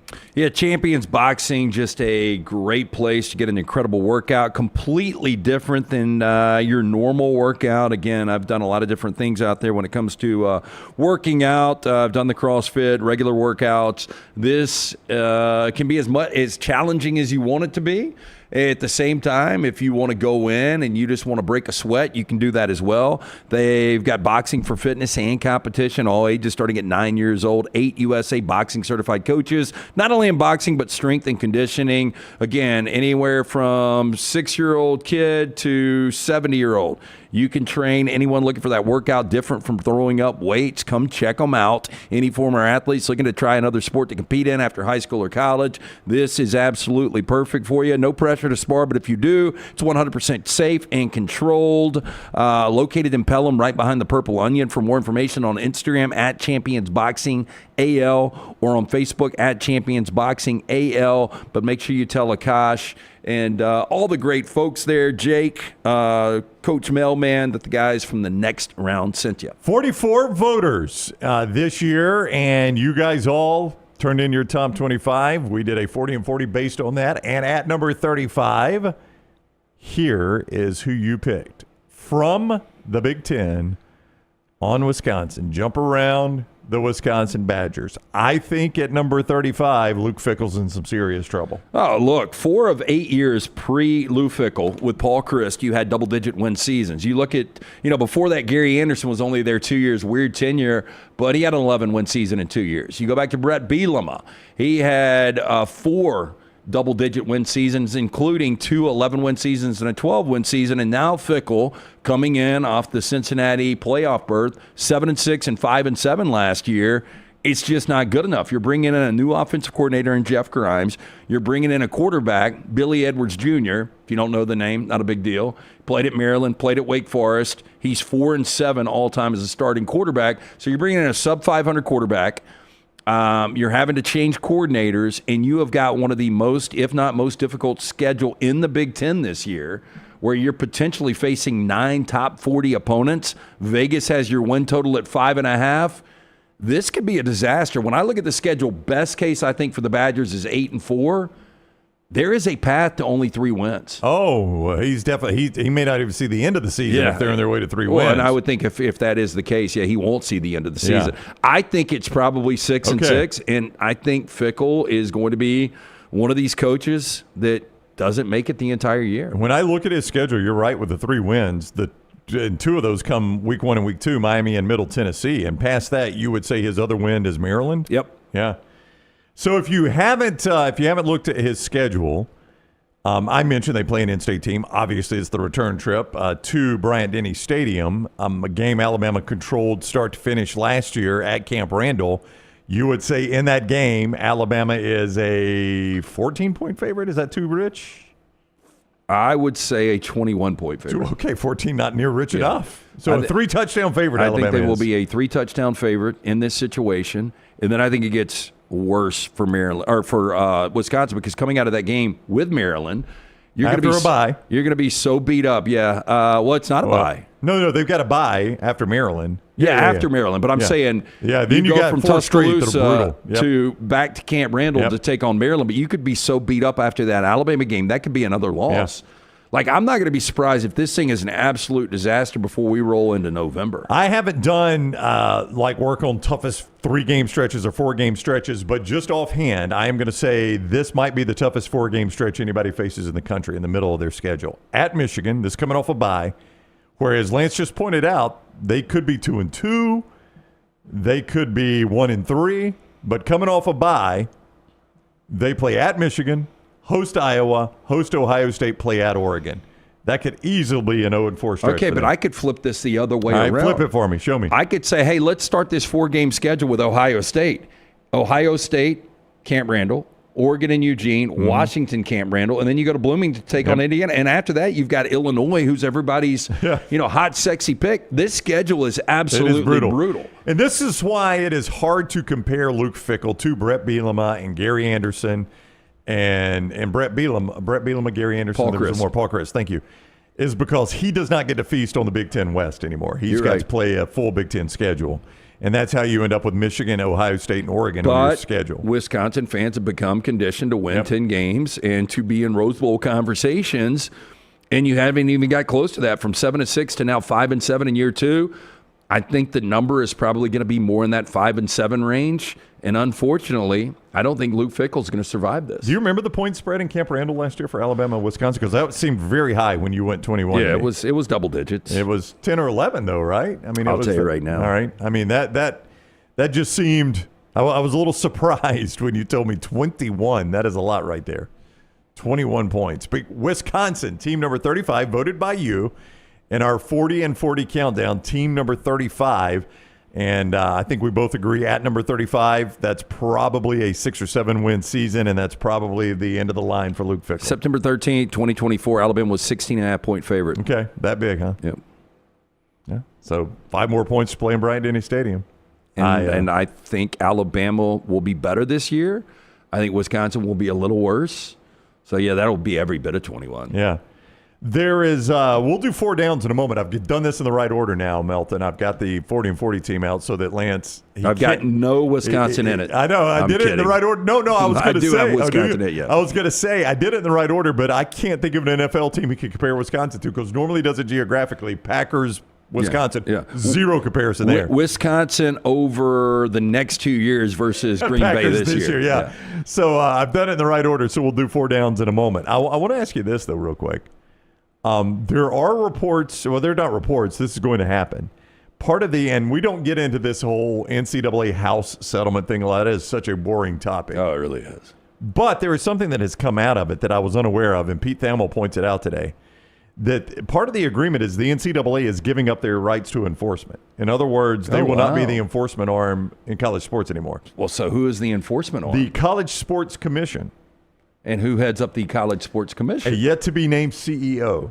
Yeah, and people are going to ultimately gravitate to Nick Saban. That's right. But if you're Nick Saban, like outside of giving back to the game, why in the hell would you want to deal with this? So there are reports that it is going to be somebody outside of college sports. Like this would be almost if you put Pablo Escobar in charge of giving out sentences for drug trafficking, right? Right. Like, you can't tell me Nick Saban is the greatest to ever do it, but you can't tell me there was never anybody below board that was paid something, right? I mean, is it a college football program? I mean, that's all you got to tell me. If it's a college football program, yeah, somebody was being paid below board. So, I mean, would you not think that if Nick Saban or somebody of Nick Saban's likeness was on this commission that they might turn a blind eye to somebody getting paid? And again, but they're again, getting paid is not going to be illegal at that time. I don't even know what rules you're going to be enforcing. I mean, I think it's going to be more like salary cap and stuff like that you're going to be enforcing. It's not going to be recruiting violations and stuff like that anymore. Yeah, and even if you were doing that, I don't know. I mean, hell, if Roger Goodell now is making $53 million a year, what does a commissioner of college football, what does that look like? So the reports in Thamel's article today say it's likely going to be someone outside of the college sports universe. It's not going to be like an AD that is promoted or a Nick Saban or somebody like that. I would rather have a dollar and cents, like really good Fortune 500 former CFO, CEO, one of those types. And probably a guy that graduated from Harvard or something like that. So you can't say that there's any sort of bias. When you were out, Brown, everybody thought you were going to try to become the next pope. With Dunaway I'm not even out, Catholic. I know, but that was the rumor. With Dunaway out, is he applying for this position? Because I could see him too biased. Alabama would get every break. The Big Ten and Notre Dame would get nothing. That's all right. Yeah. It would be a payback for all those years of the Big Ten. He hated them. They say it's going to be somebody outside of college sports, and I'm kind of with you. Go find a really smart businessman that can negotiate what needs to be negotiated and keep college sports somewhat headed in a unified, proper direction. But I thought that was interesting because, of course, as you immediately said it, everybody just immediately says Nick Saban. And I don't think Nick Saban would do it personally. Now, he's talked to President Trump and Senator Tuberville about this commission. If you go watch our interview on demand on YouTube, on our YouTube channel, he tells you to a question you asked that he doesn't even think there needs to be any sort of government commission or anything. Yeah, like look, that. and he is obviously going to be a guy that would be accessible, and whoever this is, I mean, it would be wise to lean on a guy like Nick Saban. So I think he, would be open to having discussions with whatever direction this goes, but why would you want the commitment of being that guy day in and day out? Especially the kind of money Nick Saban is making right now in retirement. Yeah, really, what do you think he's making? $5 million a year? I think it's far more than that, actually. There was an article, it was a couple of weeks ago. Well, I mean, they're going to cut Corsos up somehow, right? The title of the article, you're just talking about on game day. I'm just talking about game day. Oh, game day. I've heard it's more than that. I've heard it rivals what he was making as a head coach. I mean, he's selling Ferraris. Well, and that's the thing. There was an article a couple of weeks ago that the title of the article was the man that is going to make Nick Saban a billionaire. Yeah, why can't we all have one of those guys? I'd like somebody to make me a billionaire. I'd even take $500 million. If you just want me to make me a half billionaire, I'll say thank you. And I'll go to the house. Thank you very much. Yeah, I mean, just make me an 8-figure guy. Are we gotten greedy? Are y'all Forget willing the to 7-figure. sleep with Bill Belichick? That's the question. Because, I mean, that's guaranteed money right there from the sounds of it. Melton, I don't know. When you put it that way, Melton. We don't know about this prenup yet. New York Times now reporting it too. I mean, I just saw that on X. The New York Times now reporting it too. So I believe the story's growing that Jordan Hudson's telling people that she and Bill Belichick are engaged. Do you think the prenup, does this become public?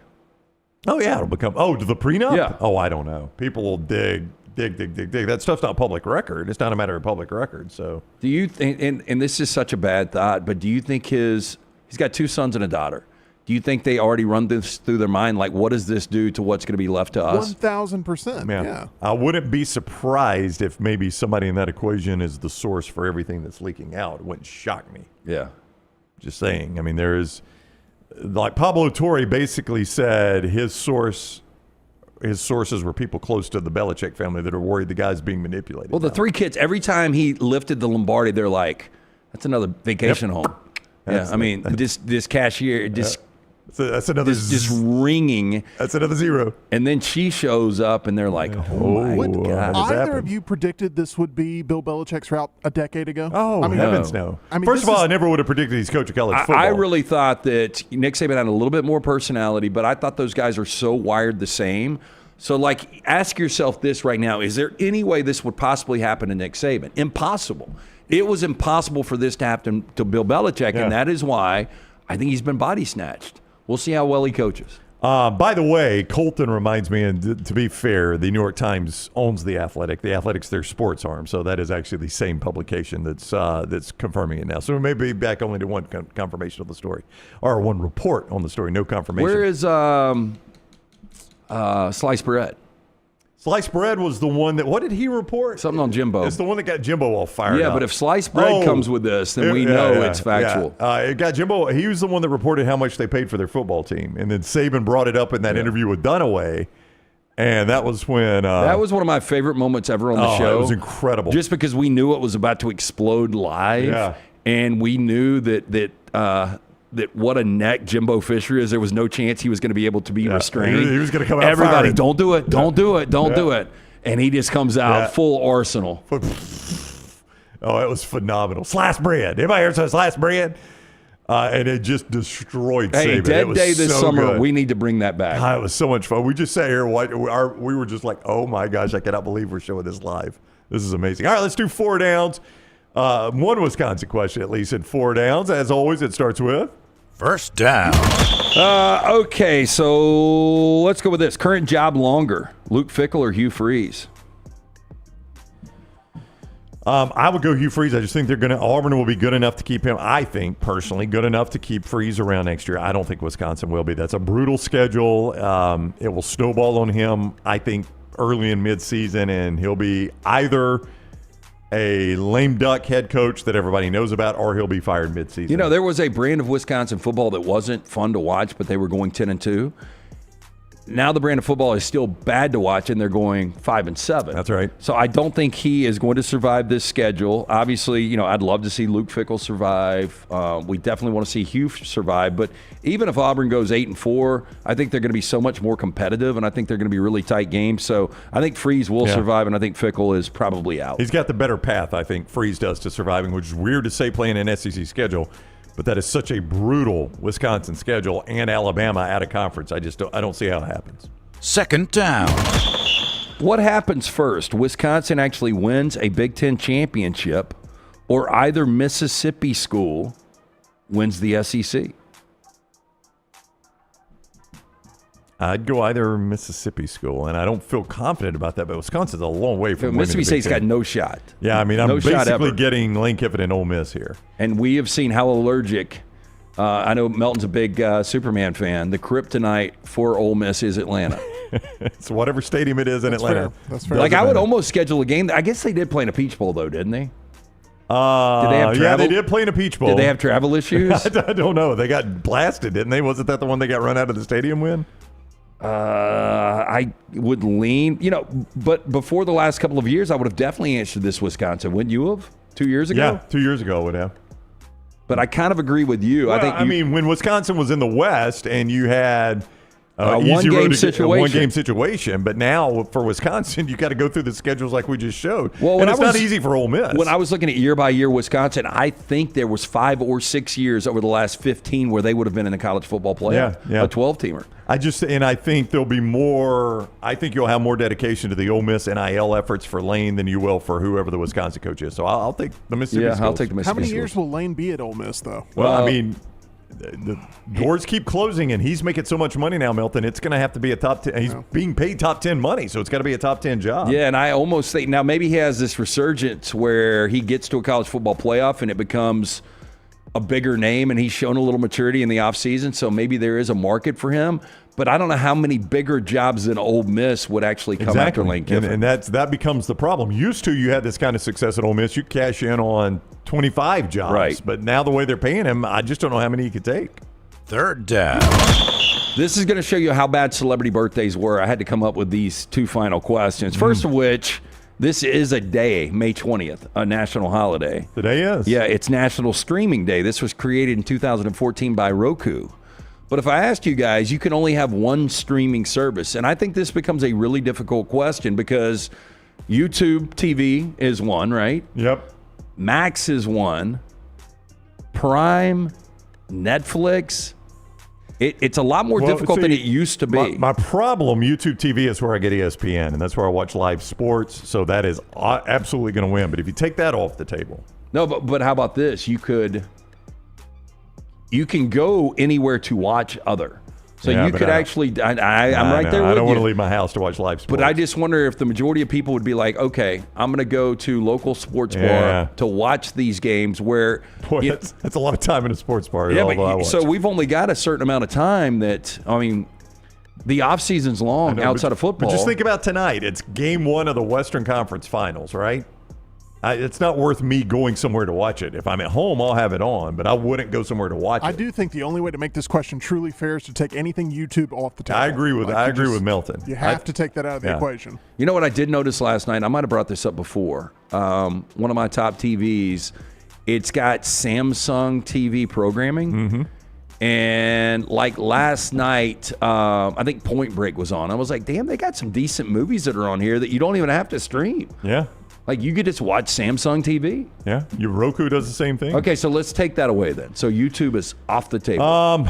It's so cyclical. Like right now, what am I watching the John Hamm show on? Which one? Apple. I'm on Apple. Apple's not good enough. Apple would definitely be down the list for me. On Apple, I watch the morning show. That John Hamm show's on there. But I can't remember what else I watch on Apple. Severance.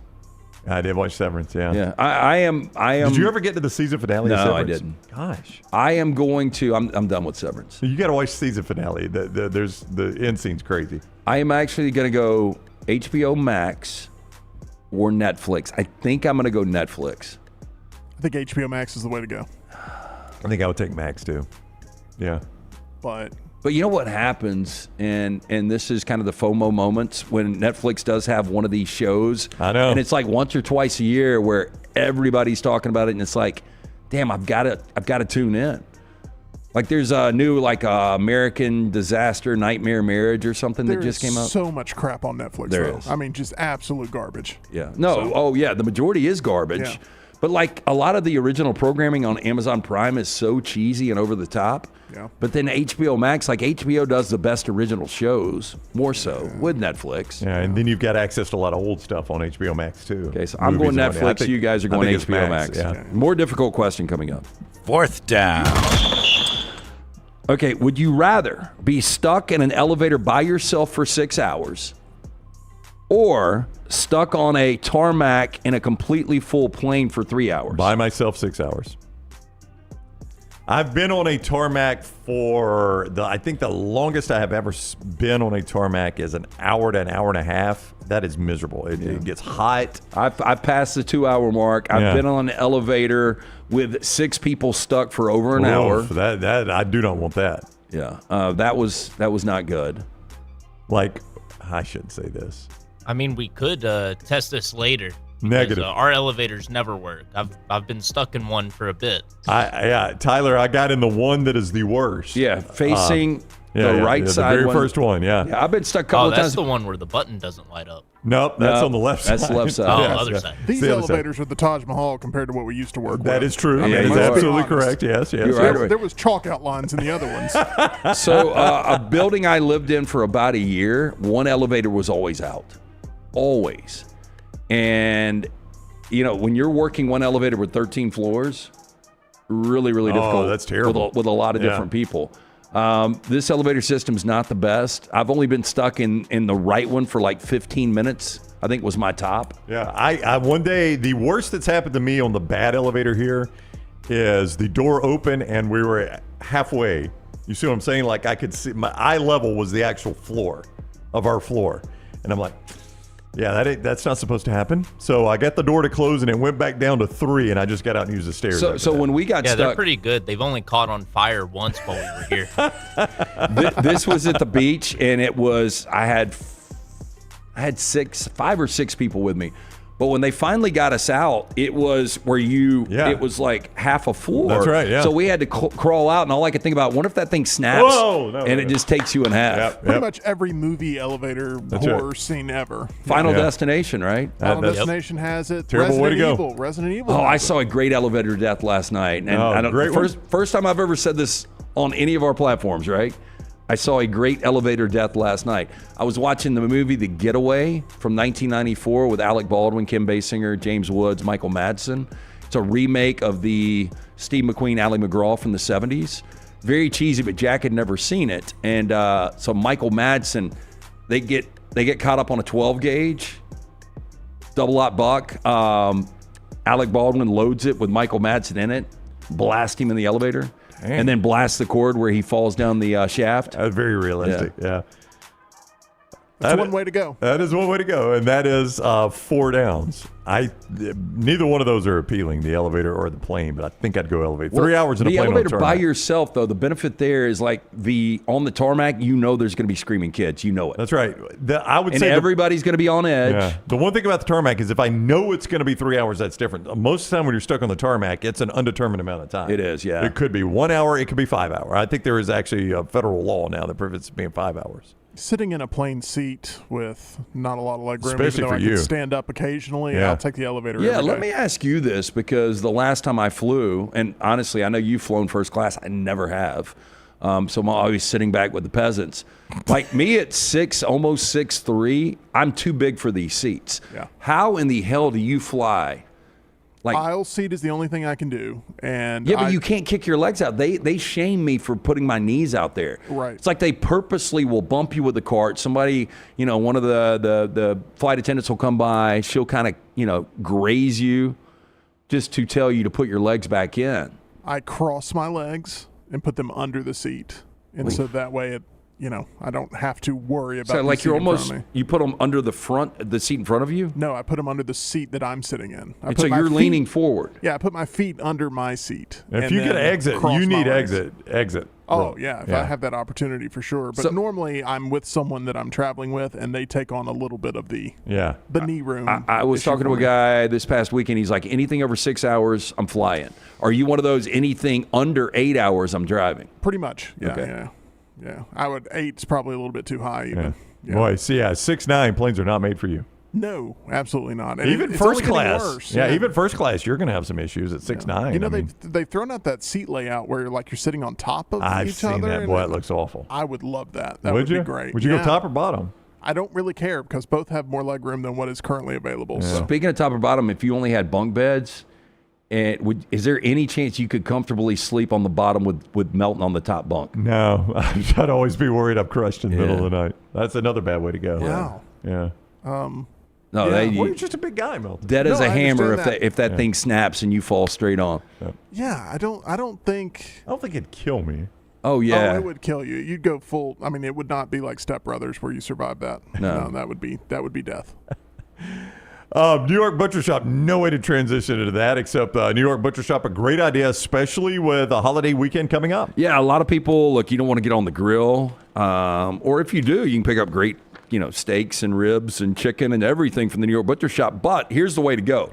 The Memorial Day Boston butt sell. Hickory smoked, fully cooked, $39.99. Order yours today. Available for pickup starting tomorrow through the 24th. Reservations only. Call the Cahaba Heights location, the original there, the Greystone location, the New York Butcher Shop, rare quality, well-done service. Get in, see Jim. Tell them the next round sent you. But again, the Memorial Day Boston butt sale, hickory smoked, fully cooked, only $39.99. Order yours today. Available for pickup starting tomorrow through the 24th. Reservations only from our friends at the New York Butcher Shop. Lance has found a drafting partner on his opinion on Arch Manning. The only difference is this guy played quarterback in the Southeastern Conference to a very high level, and you never did. Yeah, here we go. But he's got your same opinion. We'll talk quarterbacks next on the Next Round. Follow the Next Round on Twitter, Instagram, and Facebook at Next Round Live.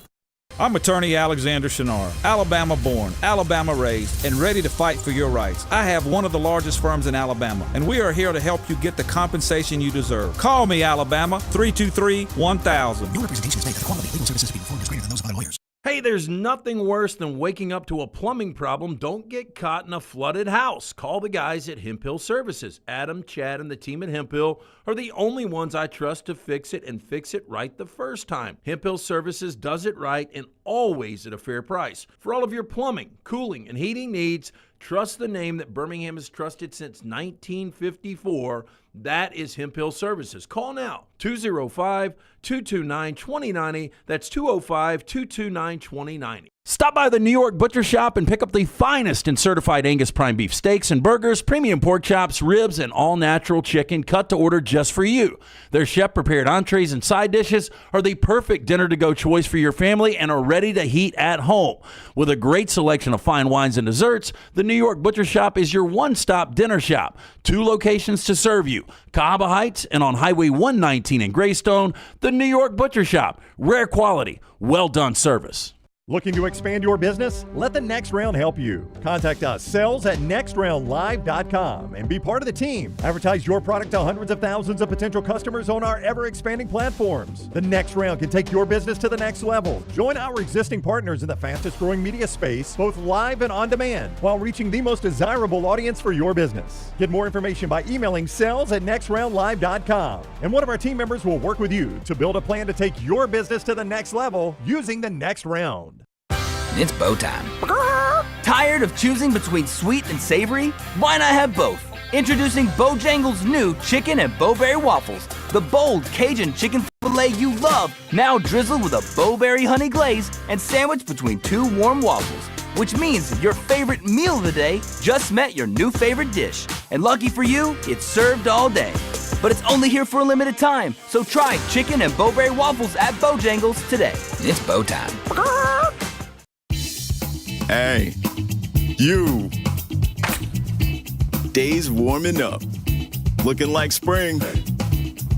And at New Balance Birmingham, we've got the thing. What pops and what's fresh? Check the selects.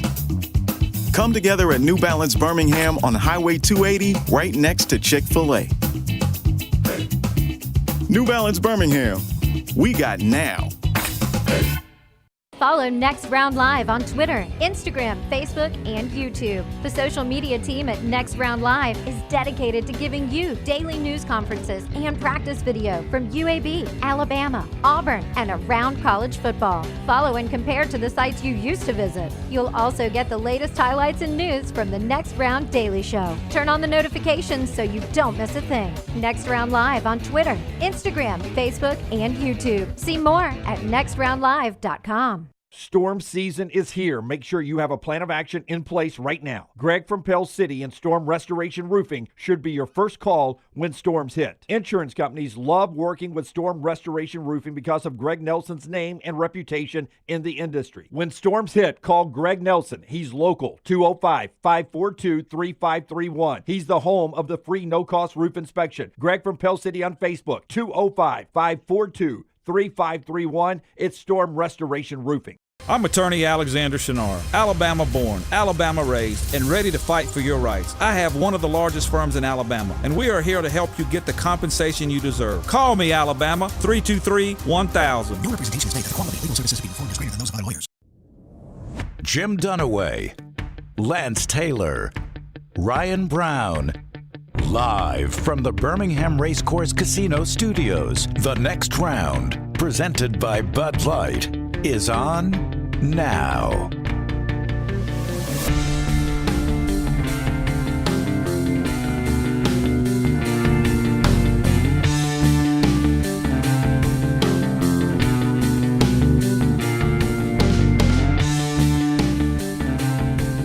We go to another hour of the next round. Thank you for joining us wherever you might be watching or listening. We greatly appreciate it no matter where it is.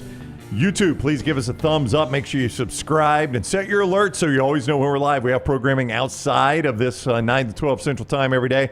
You get alerts on that when you set your alerts so you always know when we're live, or we've dropped a video like all of our Coca-Cola conversations. I think all of them are out now. Every Coca-Cola conversation is out, so you can get that on our YouTube channel.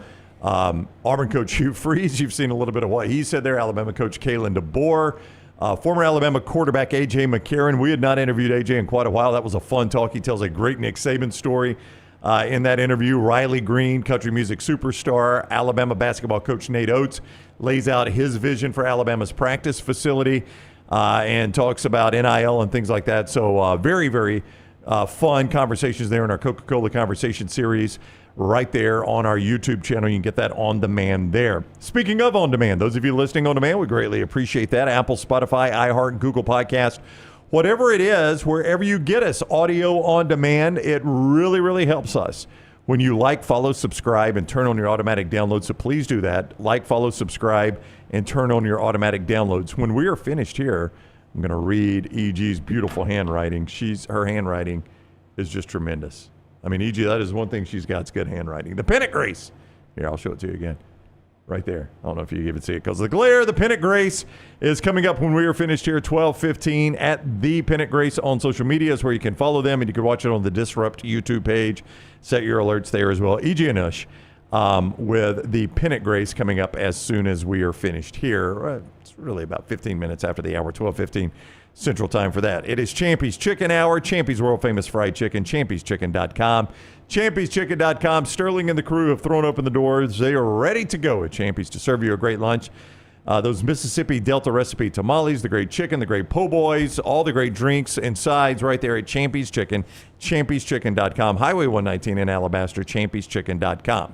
All right. To refresh everyone's memory on Lance's stance on Arch Manning, pretty simple comment you have made about Arch Manning, and you've said it numerous times on this show. This is that comment. Okay, so Texas was all in year one in the SEC to not only win the SEC, to go on to a college football playoff and win a national championship. They played for the SEC championship. They were favored. They go to a college football playoff. They had a little success, made a little noise there, ultimately didn't close the deal. But my take is Steve Sarkisian and this offense is all about playing the best quarterback. Quinn Ewers was really good last year, but he went in the 7th round of the NFL draft. He wasn't like an elite college player. But my take was, if Arch Manning was the better quarterback, why wasn't he playing? And now people just automatically assume Texas is your favorite to win the national championship. He's your favorite to win the Heisman Trophy. He's going to be the number 1 overall selection. We haven't seen him start meaningful games yet. Right. So I'm just holding reservation. I think he's going to be good. I think he's going to be really good. Okay. But how good could he be if he wasn't starting last year over Quinn Ewers? You are not alone in this. Here is former Georgia quarterback, still the all-time SEC passing leader, right? Aaron Murray. Am I right about that? I think so. I think so. All-time SEC passing leader Aaron Murray on Sirius XM's SEC radio. Here is what he said about the Texas quarterback. I am not sold like so many other people are that this guy is like going to be the number 1 pick in the NFL draft, that he's going to just be unbelievable, that he's going to be the next coming of Payne and Eli, but that's mobile. Like, I'm like, you know what? And I said this last year during the season too, because I was a big fan of Quinn Ewers heading into the season. I thought Quinn did some good stuff at times last season, but let's be honest, Texas had probably the 2nd or 3rd best roster in America. Probably the 2nd or 3rd. Why were they not competing for a national championship? Is because Quinn was holding them back. Quinn did not perform to the level that I thought he could. And And then you see now in the NFL draft, I mean, he gets drafted in the 7th round. So even NFL scouts are saying like this guy's just maybe not as good as anticipated coming out as a recruit, or maybe even 2 years ago. So all in all, Quinn Ewers had a disappointing season, and it reflected in his draft stock. If you are so good and everyone has you projected number 1 pick in the NFL draft come 2026, why in the hell are you not playing above a 7th round quarterback? If Steve Sarkisian knows what he's doing and he knows how good their roster is, which I've talked to a lot of coaches at a lot of different teams, and I asked them, like, what are the top rosters? Ohio State, Texas, probably Georgia. What it was holding them back? Quinn Ewers. Why was Arch not playing? So like that rubs me the wrong way a little bit. And then you watch the tape, and yeah, it looks good at times. I wouldn't say like it looks incredible. It doesn't scream first round talent to me off the back. And I'm not saying he can't get there. And I'm never going to talk bad about a quarterback because I know how difficult it is. I'm cheering for him like I cheer for every quarterback. I want them all to have success, but I need to see it first. I'm not going to crown you this all-American superstar when I haven't seen you do it. Like right now, I would have a middle of the pack in the SEC when it comes to quarterbacks. That is Aaron Murray on Sirius XM. This might get him on game day. Like, that's one of the best takes I think I've ever heard. I mean, it's essentially what you've said. No, I think it is really interesting, though, because, again, when we did our SEC quarterback rankings and I had Arch Manning at 4, I felt personally like maybe this is a little high just because I haven't seen this guy start for an entire year. And then there were people out there, I cannot believe you wouldn't have Arch in the top 2 quarterbacks. He's going to be the number 1 overall pick. Well, I don't know how we automatically know this. He's got a great lineage, obviously, with that name. And he's in a very quarterback-friendly system in Steve Sarkisian's. But this has become, and you will give me this has become the NFL. It's the NFL light. And with what coaches are making and the money that is generated, you are going to put your best players out there that give you the best opportunity to win. Yeah. I know people are going to go back to that Jalen Hurts / Tua argument with Nick Sabin. It's a valid argument. Yeah, but this does feel a little bit different. Did you view Quinn Ewers as limiting them as much as he painted the way that he limited them? No, I thought it was a little more some inconsistencies from Quinn. So Ewers last year was 65% passer, which you'll take 65.8%. 65 is about the number, yeah. 3,472 yards, which is 248 a game. You'll take that. 31 touchdowns, 12 picks. A little high on the interceptions, no doubt. But 31 touchdowns, 12 picks is not awful. Well, I was just looking at Aaron Murray's number, as a 4-year starter at Georgia. Yeah. And I think if Arch has these numbers, I think people are going to be happy with it. And, Aaron averaged, it looks like, right at 30 touchdowns. He averaged right at 10 interceptions. That's right where Ewers was last year. Probably 62% completion, and I'm just doing this based on the 4-year composite I'm looking at, and roughly 3,300 yards. Ewers was better across the board than those numbers. Yeah. Except for the interceptions. I mean, I don't think Quinn Ewers set the world on fire. And of course, I'm not saying this because he's a Miami Dolphin now. He was the 7th round pick. I mean, I don't even know if he'll be on the Dolphins roster. But I don't think he's as bad as people are making. Now, listen, stats can be deceiving because when you look at yards per game, Peyton Thorne was 5th in the SEC, and nobody's going to argue he was the 5th best quarterback in the SEC. Right. Well, look, there's no way he was bad because Arch would have played. Yeah. But is Arch going to be that much better than Quinn Ewers? I don't see that. Yeah. I mean, Quinn Ewers have better numbers than Carson Beck last year. You've got Texas winning the national championship. I do. So you must believe that Arch is... I think he's going to be as good as Quinn Ewers.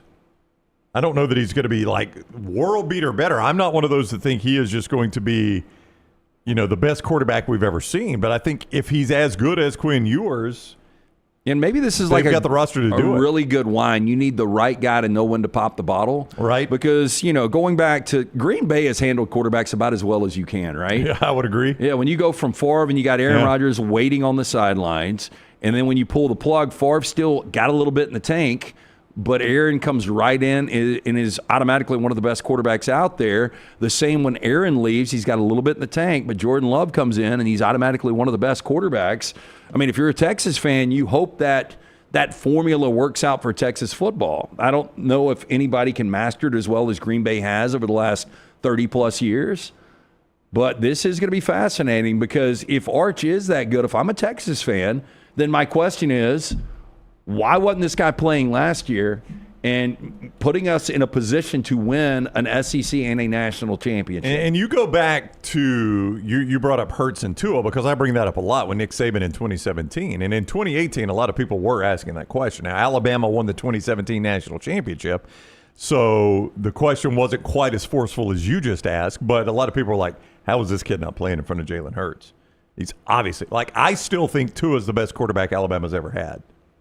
I just think everything he did. Now, I think you think it's Bryce Young? I would go Bryce, then Tua, and then AJ. Yeah. Now, Mac Jones probably had the best season Alabama's ever had, but I think Tua was the best quarterback. I think Bryce is second. I'd probably go AJ third. I'm with you on that. I would just love to see Bryce with Mac Jones with the lineup he had. Oh, I would agree. Yeah. By the way, offshoot of that, it just made me think of this. I ran into someone over the weekend, trying to think how to qualify this. Takeo Spikes. It was not Takeo Spikes. It's Alabama related. Johnny Musso? Inside the Alabama program. Can I say inside the Alabama program? All right. Sure. Inside the Alabama program. His quote to me, I think Alabama's going to be, it's like it's breaking news. Alabama's going to be a good team, but I think you guys are going to be really good this year, just looking at it. And he said, one thing I like is we've got the best wide receiver room we've had probably since 2000. So very high. You mean inside. since 2020? 2020. I'm sorry, not since 2000. No, that would be saying something because that would include the one that had Smith, Rux, Waddle, and. But even just saying 2020, I mean, if that legitimately plays out, and you hear a lot of hyperbolic statements like that coming into a season, and a lot of times it doesn't play out. But this is a guy that I assume has been around the program at least that long. This guy's been around a minute. Yeah, Okay. He's a holdover. He's been around both staffs there. Yeah, I would put it that way. But is he considered the greatest coach of all time? It was not Nick Saban that told me that. No. I would believe his word is bond when it comes to this stuff. If Nick Saban had told me that, I would put all my stock in it. This guy, though, I put a lot of stock in, and he just brought that up himself. He's like, it's the best wide receiver room we've had since 2020. I have heard that from another, and I'm going to assume this is probably a different person. Yeah, a different person inside of the program that told me this 2 weeks ago, that this is one of the best wide receiver rooms he's ever seen. Ever seen? Yeah.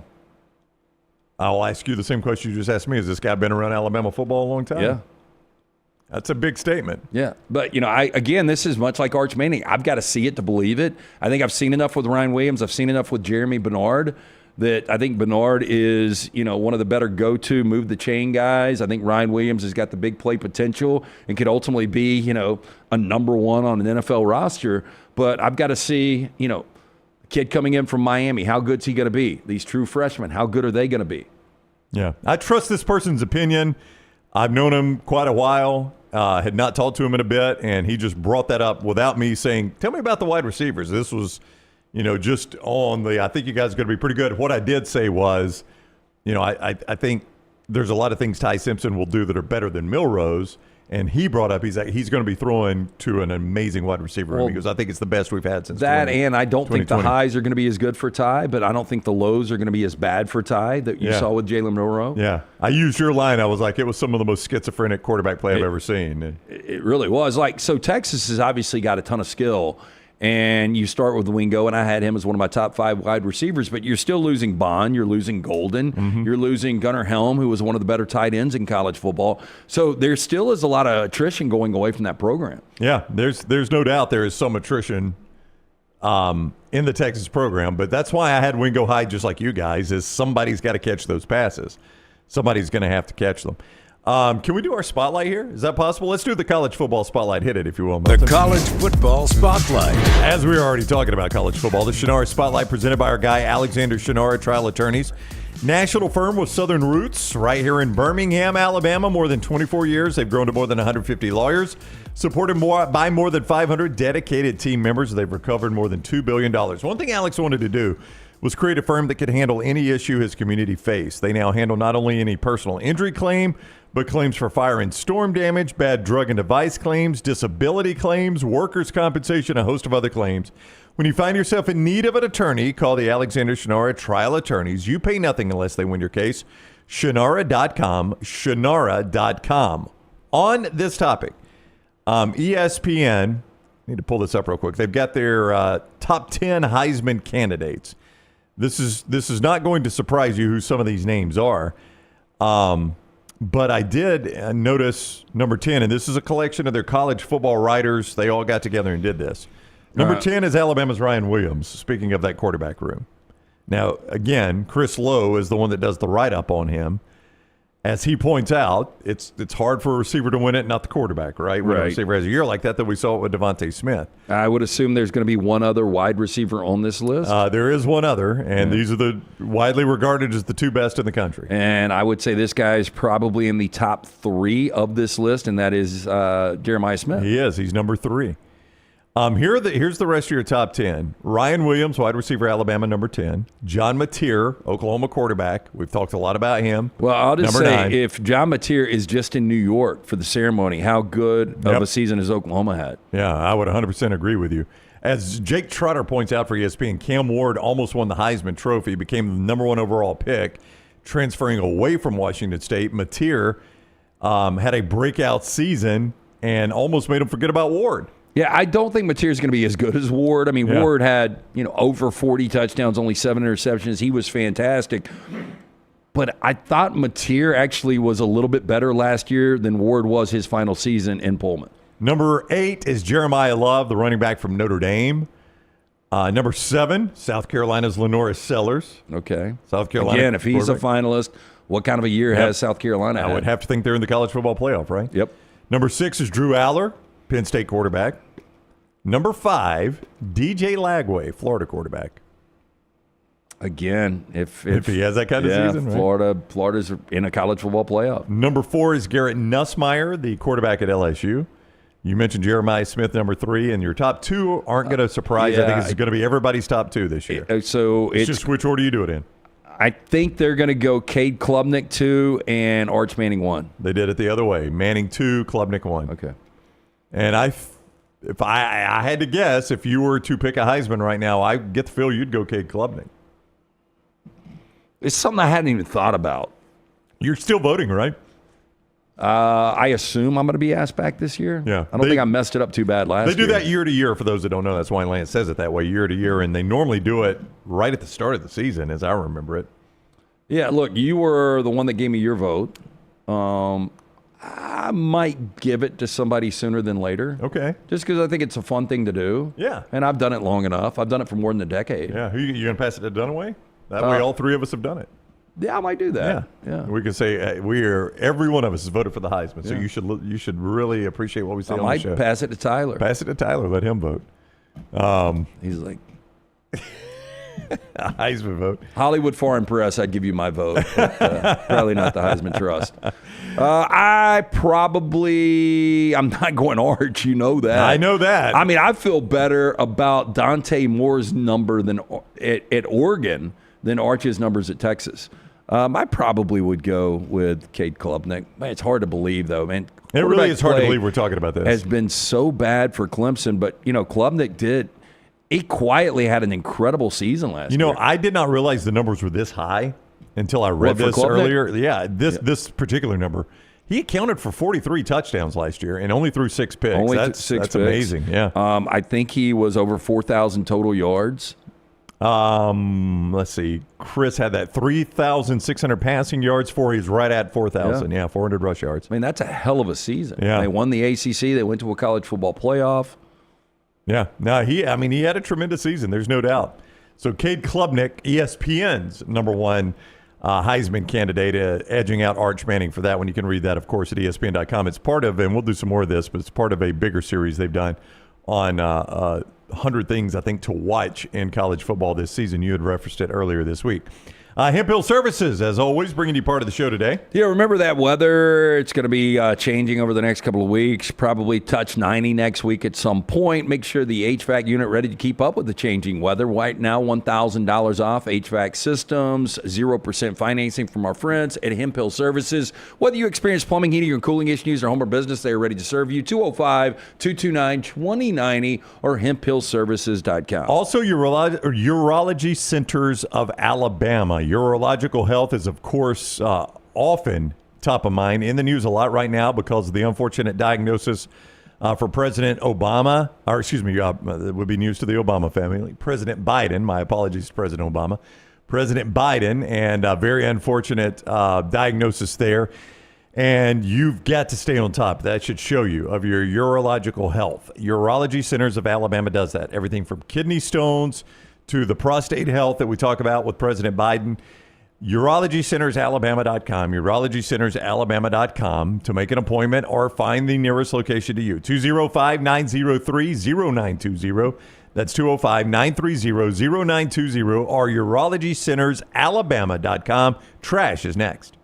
Take the next round anywhere you go with official Next Round gear. Buy yours today at nextround.store. I'm attorney Alexander Shunnarah, Alabama born, Alabama raised, and ready to fight for your rights. I have one of the largest firms in Alabama, and we are here to help you get the compensation you deserve. Call me, Alabama, 323-1000. No representation is made that the quality of legal services being performed is greater than those of other lawyers. Hey, you. Days warming up. Looking like spring. And at New Balance Birmingham, we've got the thing. What pops and what's fresh? Check the selects. Come together at New Balance Birmingham on Highway 280 right next to Chick-fil-A. New Balance Birmingham. We got now. It's time to pull the trigger on the Next Round merch that you've been eyeing. We know there's a lot to choose from at nextround.store, so here's a few of our favorite picks. If you want to match LT and Brown, go with a TNR logo hoodie and throw in one of Dunaway's favorite hats. Any of them will do. The Backroom's go-to is the classic logo t-shirt, while my personal favorite is the light blue TNR crew neck. All of these items can be found at nextround.store and are EG approved.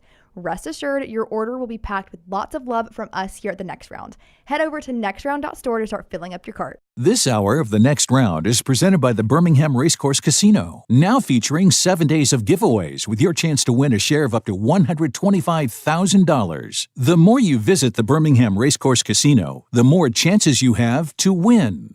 Storm season is here. Make sure you have a plan of action in place right now. Greg from Pell City and Storm Restoration Roofing should be your first call when storms hit. Insurance companies love working with Storm Restoration Roofing because of Greg Nelson's name and reputation in the industry. When storms hit, call Greg Nelson. He's local, 205-542-3531. He's the home of the free no-cost roof inspection. Greg from Pell City on Facebook, 205-542-3531. It's Storm Restoration Roofing. Hey, for all of your IT and printing needs, reach out to our friends at Xerox Business Solutions. Look, I'm still one of those old school guys. I print my notes every single day for the show. If you watch the show here on the Next Round, you see all the notes in front of me. From day one, Xerox Business Solutions, they've been with us here at the Next Round. Local for over 45 years. For all of your IT and printing needs, visit XeroxBusinessSolutions.com or call 205-969-3000. That's 205-969-3000.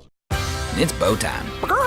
Tired of choosing between sweet and savory? Why not have both? Introducing Bojangles' new chicken and bowberry waffles. The bold Cajun chicken filet you love, now drizzled with a bowberry honey glaze and sandwiched between two warm waffles. Which means your favorite meal of the day just met your new favorite dish. And lucky for you, it's served all day.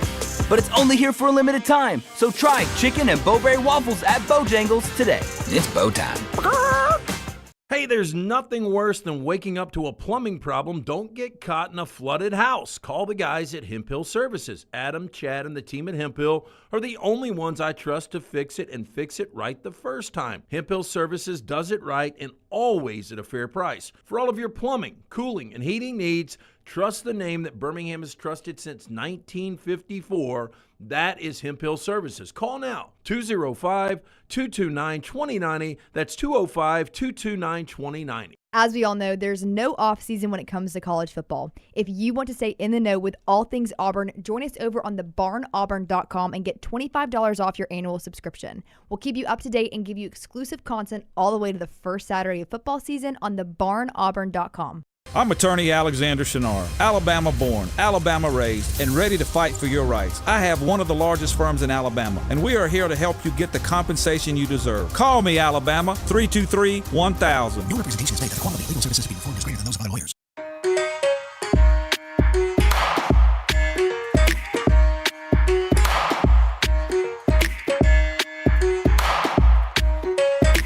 Don't forget this hour, presented as always by our friends at Champy's, world famous fried chicken. Sterling and the gang there. Doors are open, ready for lunch for you. Those Mississippi Delta recipe tamales, those hand-breaded chicken fingers, fried to perfection. Those absolutely terrific drinks from the bar, the great po' boys, the great desserts, all right there at Champy's, world famous fried chicken. Highway 119 in Alabaster, champyschicken.com, champyschicken.com. The NFL owners continue to meet today and tomorrow. Adam Schefter reported it is expected, according to his sources, in fact, to approve NFL players being used in Olympics flag football. We discussed this the other day. We all kind of had the same opinion. Leave it to the flag football guys. And as an NFL fan, I don't know that there would be a better player from the NFL in flag football than Tyreek Hill. Would you agree with that? Yeah. I mean, he would be absolutely incredible. And as a Dolphins fan, that would be the very last thing I'd want to see. Yeah, I don't think anybody really wants to see this. And I know the other side of the coin is, hey, these guys got an opportunity to win a gold medal. You're winning a gold medal in flag football. It's not even really your respective sport.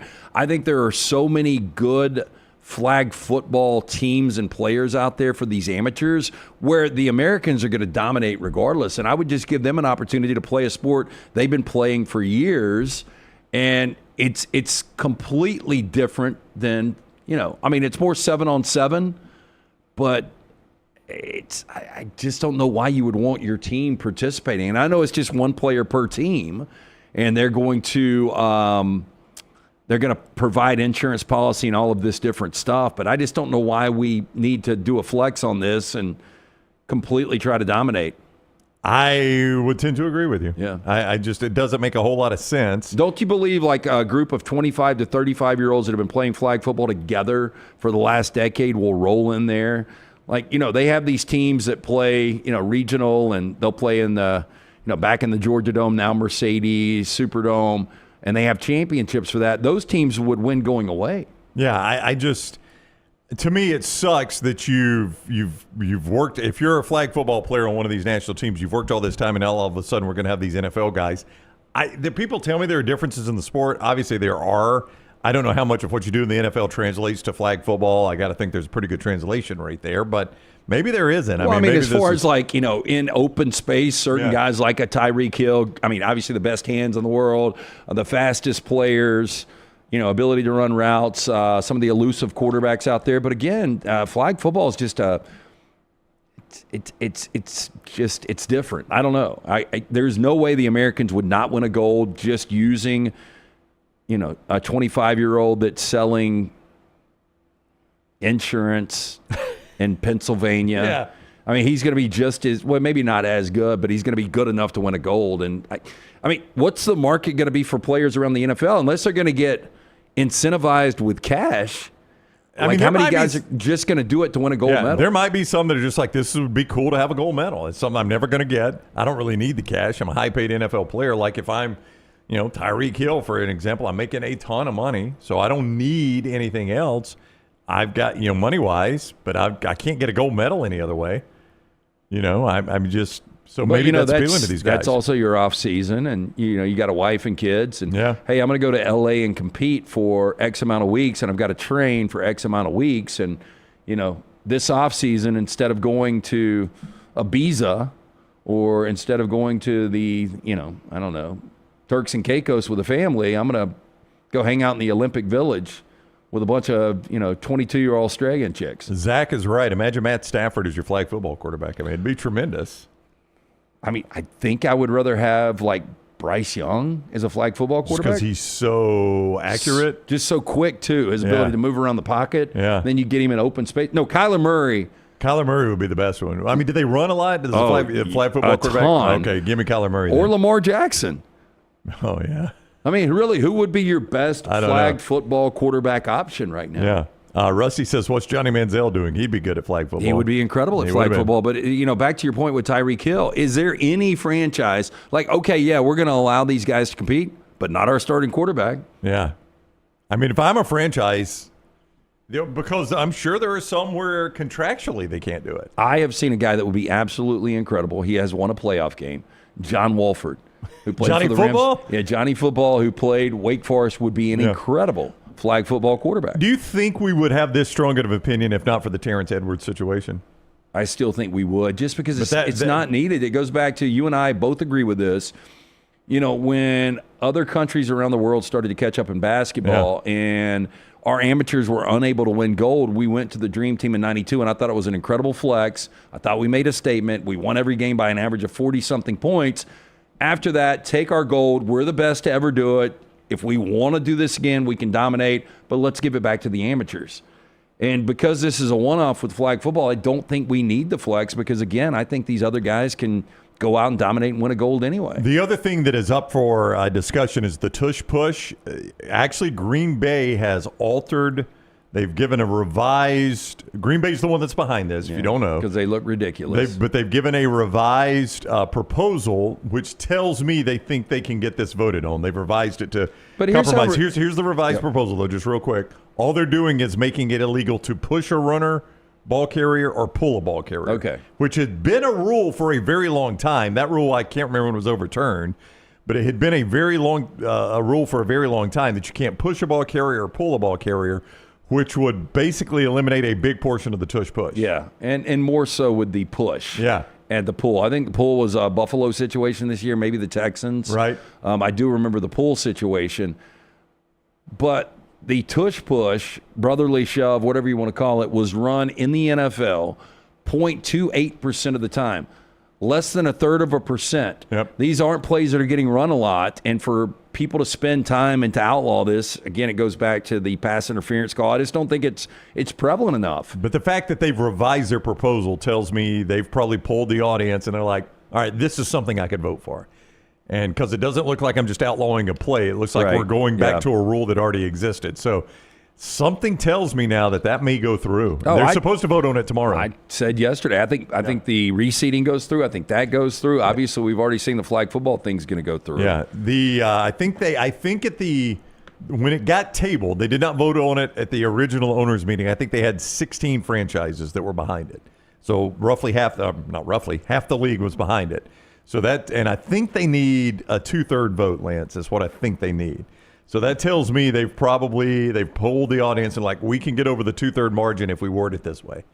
We'll see. They'll vote on it tomorrow. How do you think the polling goes with the owners? Are they sitting around drinking at a hotel bar? All right.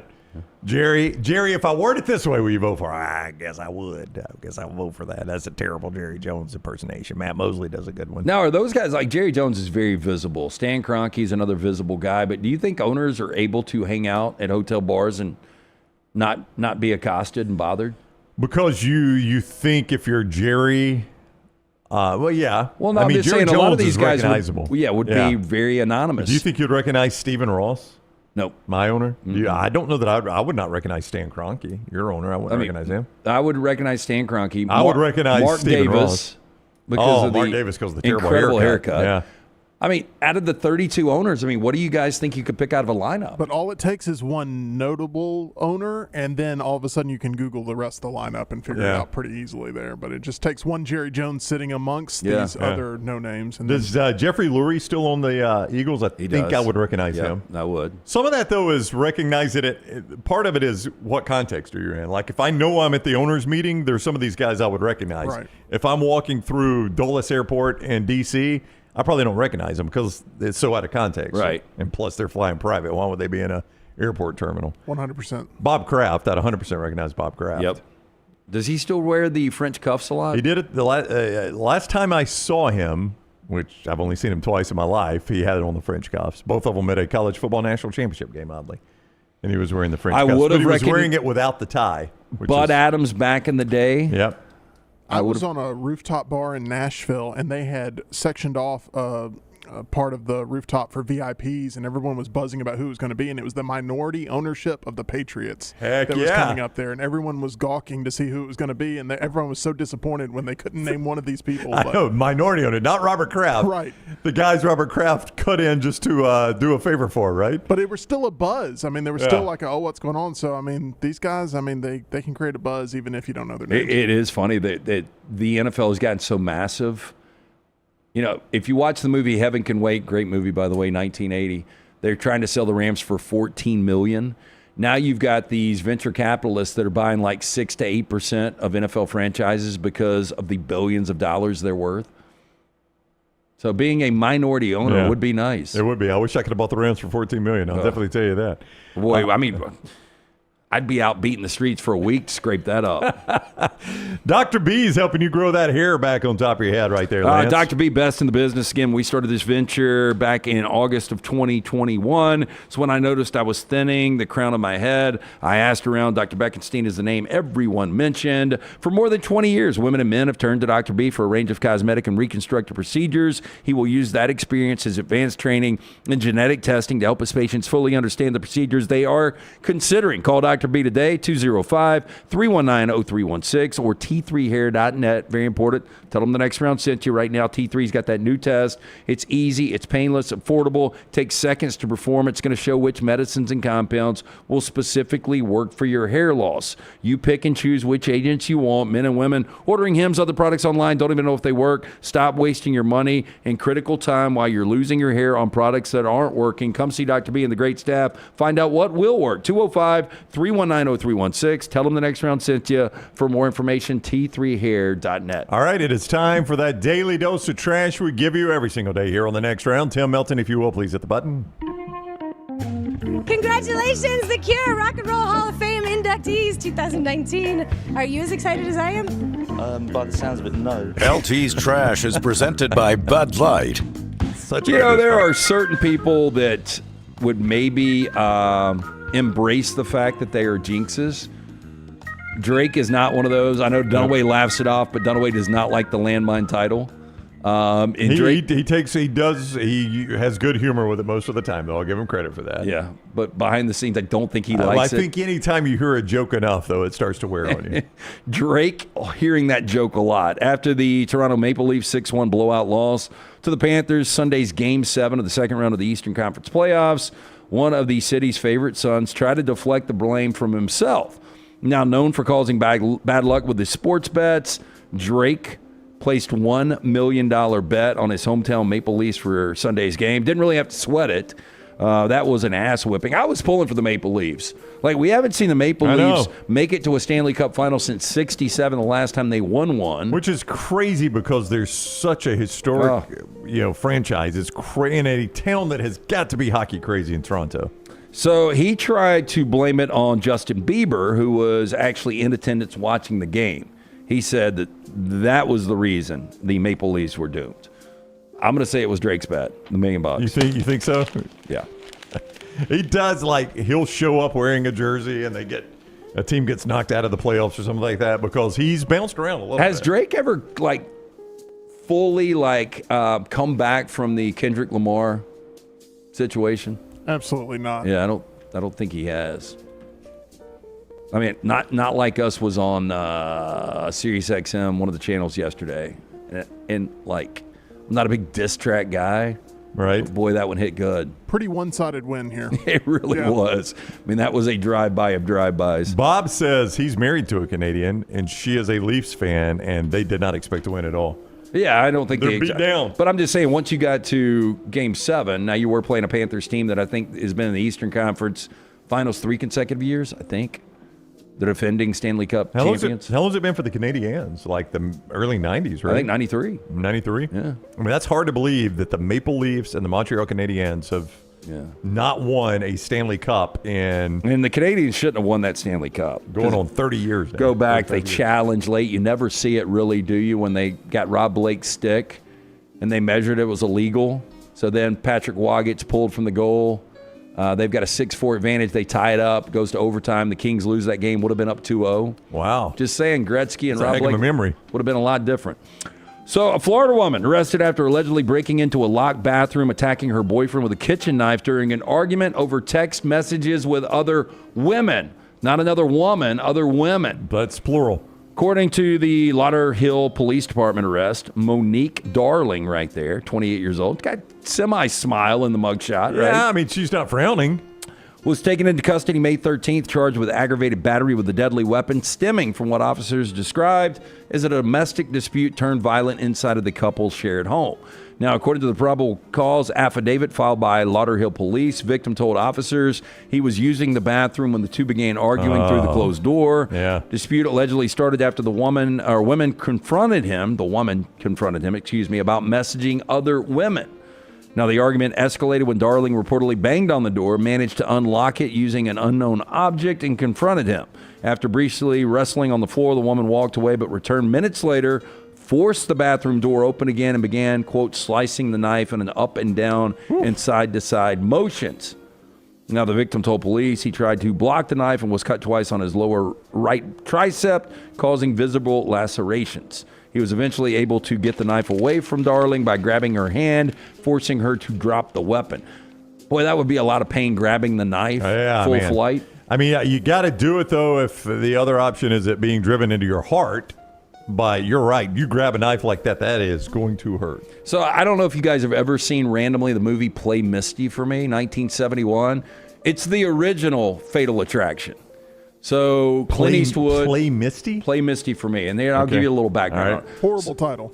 Yeah, it really is. It's a horrible title. Yeah. Here's the reason. So it's 1971 film. Clint Eastwood is a DJ. And he is, I don't know if you remember the actress Donna Mills. He's in a long-term relationship. They break up for a little bit. He goes night on the town, picks up what is one of his crazy listeners. And she always calls in and says, will you play Misty for me, was the song. Okay, makes sense now, Milton. Yeah, so anyway, in this, there is a knife situation that ensues and somebody grabs the blade of the knife. But if you liked Fatal Attraction, this is the original Fatal Attraction, and it's got a lot of similarities to it. I don't think it happened as much in talk radio, which is where we all came up, but music radio, the female in love with the music DJ was far more prevalent than you would think. Oh, Tony Curry had. I know. Yeah. That's why I was thinking about it. Yeah. Yeah, he really did. Tony Curry had, what you would qualify as stalkers. I think legally they were qualified. Yeah, if you want to see, Glenn Close was crazy. I think the chick, she was nominated for a Golden Globe for this role in 1971's Play Misty for Me. And it's available on Amazon Prime for free. But if you liked Fatal Attraction and you want to see crazy at its best, check this out. Okay. Play Misty for me. Yeah. Anyway. Tom says it's a great movie. I'd never heard of that movie until you just mentioned it. It's a deep cut. I mean, I like me some Clint Eastwood, too. I'd never heard of that movie. Yeah, you know what's crazy is he's kind of old in that movie. This and it was over 1973. 50 years ago. So, but that was right in the time where he was making the Westerns? Yeah, so he was making the transition really for the Dirty Harry movies. Okay. Yeah, so he had gone from between Western the spaghetti at that point. Westerns. Yeah. And so this might have been his directorial debut. Oh, really? Yeah. Better director or actor, Clint Eastwood? Probably director. I think so, too. I agree. What's his best movie as a director? Unforgiven. And probably as an actor, too. Yeah, that's true. He probably hit him I mean, both people would go $1 Million Baby. A lot of people would. I didn't love it. He direct Gran Torino as well as star in it Yeah. because I really liked Gran Torino. Gran Torino were really good. Yeah. The Mule, I thought, was depressing, and it was getting to the point where you felt bad for him, but the role he played in The Mule, I thought it was a good movie. Yeah, I wasn't.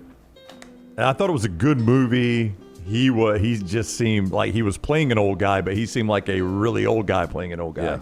Does that make sense? Oh, yeah. But I didn't watch the Cry Macho after because I heard it was just, he tries to throw a punch in the movie. I heard it's unwatchable But good for Clint. I mean, Clint really took care of himself as far as working out and diet. And he's in his 90s now. And had a lot of mouths to feed. I think Clint's got 7 kids by 6 women, if I'm not mistaken. Clint loved the women. Yeah.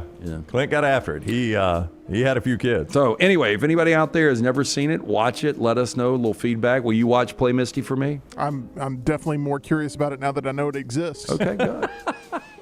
So an idiot tourist is facing an eye-watering $225,000 fine for throwing a massive rock down a gorge in a popular national park.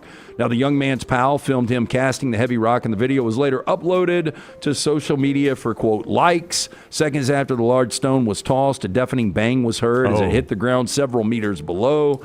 According to this, the idiotic stunt was filmed at some point along the popular Cares Trail in northern Spain. Now, of the park's estimated 2 million annual visitors, around 300,000 hike the Cares Trail, its most popular walking route. Now, the clip was later shared by social media accounts that feature videos of young people throwing rocks into voids. Although most clips on the page get a handful of views, this one blew up and quickly caught the police's attention. Now, they went on to say throwing this rock could land this person with a fine ranging anywhere from $5,000 to $225,000. The question asked, why? Because disturbing the environment in this national park is classified as a very serious offense. They also say if somebody would have been walking down there, boulder hits them, they're done. Yeah, I would agree with that. That boulder hits you, you're probably it's going to be into the game for you there. Yep. I mean, the stuff we do for social media likes is crazy. We being society, not we being us. Don't really get it. That we've probably done some crazy things for likes.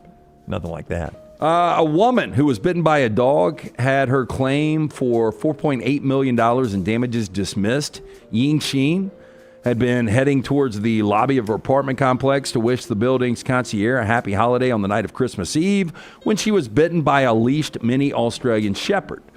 Now, Shin then exited an elevator at the same time. Neighbor Jeffrey Polo had returned from a walk with his daughter's dog named Juliet.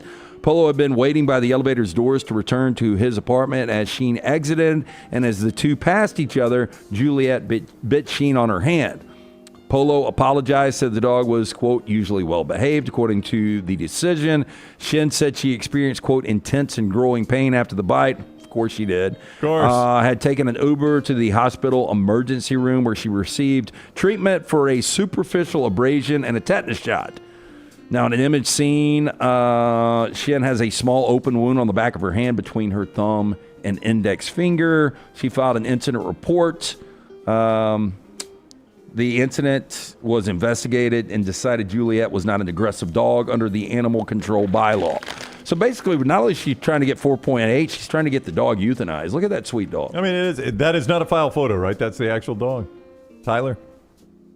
That's a good question.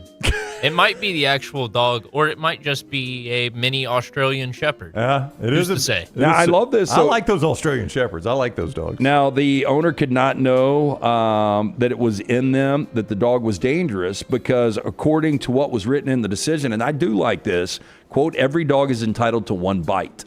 They are wild animals. They're domesticated. But if there's one bite from a dog and it's their first, if you're an owner, how are you supposed to know that your dog's aggressive? One bite. Everybody knows the rules. That's right. We all one bite only. I kind of agree. I mean, when an animal's doing what an animal's supposed to do, I don't think that'll be euthanized. Well, and even if it's just the one bite, then you know, and then you make the proper decisions and adjustments to, keep it away from certain people, keep it away from other dogs. But, I mean, I don't see the problem here. If it's a bite, if it becomes habitual, or if it's a bite that leads to a dog mauling a kid, So, this could be a butterfly effect for me. Before I got chili, which led to Bullet, I was rescuing a dog named Red out of the Sarasota, Florida area. Now, this is really a sad story because what Red had done... Is this a tender moment? Can we make this our Bojangles? Yeah, let's do it. Okay, let's do that. Our Bojangles. That is Trash, presented by Bud Light.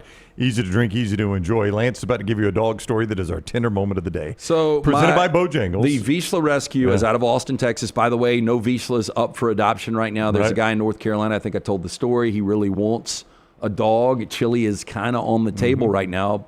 But when I contacted the rescue 2 years ago, by the way, May 20th, not only National Streaming Day, National Rescue a Dog. Oh, well, there you go. So this is perfect timing Today's for this. the day. How I know that? The only reason this morning. So Red was the dog that was going to be given to me, and I was going to have to actually drive down there and meet the owners. I had a conversation with the owners to find out a little bit, behind the story. Why would you give a 6-year-old Vizsla away? Well, on their Ring doorbell, the next door neighbor's kid was pulling Red's ears, pulling the dog's ears, so it snaps at the kid. the parents went absolutely berserk and said Red's got to be relocated or euthanized and would not let it go. And so this family, if your kid is pulling my dog's ear and my dog bites you, so be it. Yeah. But they were so adamant about this, Red had to be rehomed. Oh. But did you ever get Red? No. Okay. I got Chili instead because right when we were setting it up to go down there, she was like, oh, I got this other Vizsla female that's a year-old in Wilsonville, Alabama. Is that close to you? And I'm like, it's really close. So instead of driving to Sarasota, I drove to Wilsonville, and that was my butterfly moment where Chili has proceeded to destroy my house. Reminds me of the Blake Shelton song, Old Red. Old Red. Yeah, it's a bar in Nashville, too. From sweet to heat, Bojangles has 7 sauces. It will definitely add a little extra flavor to every bite. Nothing pairs better with the sauces than the hand-breaded tenders. So if you're looking for sweet, try honey mustard or add some tang with barbecue. If you're looking for heat, try creamy buffalo or peach honey pepper. And if you're craving smooth and creamy, house-made ranch, jalapeno ranch, or classic Bo sauce ready and waiting, head to Bojangles, order some hand-breaded tenders with your favorite sauce today. It's Bo time. Also, a reminder that our guy Daniel A. Moore has painted more great Alabama sports moments than anyone. You can see them all at danielmooreart.com, danielmooreart.com, including the legend, a tribute to Coach Nick Sabin and his 6 national championship seasons. You could get that right there at danielmooreart.com. Code TNR for 20% off. That is code TNR for 20% off. Celebrate great moments in Alabama sports history with our guy Daniel Moore, danielmooreart.com. Speaking of Nick Saban, EG was out at the Nick's Kids event, and Coach Saban met the media. He joked, and you can go see the video at Next Round Live on social media, about being Emmy nominated. I don't know that I ever thought Nick Saban would be nominated for an Emmy. I didn't either. But he is for his role on College Game Day, and I actually think he was well-deserved. Well-deserved. Yeah. I mean, I don't know that he's going to win it. I can't remember everybody that was in the category. But I think it was a well-deserved nomination. I think he's been fantastic on game day. So you can go see that at Next Round Live and some footage from the tournament with Coach Saban and Coach Kalen DeBoer, both there as well, and some Alabama greats along for the Nick's Kids tournament. All right, we're done here on the Next Round. We'll be back tomorrow, 9 o'clock. But fear not, there is more on the way. The Pennant Race coming up at 12:15 on Disrupt the Media YouTube channel. You can set your alerts there and make sure you subscribe to Disrupt the Media and at The Pennant Grace on social media. Ush and EG with the Pennant Grace coming up in just a few moments. Talk to Braves baseball. And then later this afternoon, 2 o'clock, the Meltdown. What can we expect on the Meltdown today, Tim Milton? We're going to be talking about that Bring Her Back movie that Tyler went to go see last night. Looking forward to that, as well as some other casting news and notes. And they got an awful redesign of Jason Voorhees. We'll be talking about at 2 o'clock today. Oh, on the no. Meltdown. It's an awful redesign. Any chance somebody can locate a copy on DVD of Play Misty for me? There's a chance. It could be in one of those boxes you open. Yeah, could be. Unlikely, but possible. At Meltdown 247 on YouTube. Set your alerts for that one as well. Watch Melton and Tyler and EG talk about all those things. All right. So we got a lot more for you, but we'll be back with you tomorrow morning, 9 o'clock. Have a great afternoon. Thank you for joining us on the Next Round.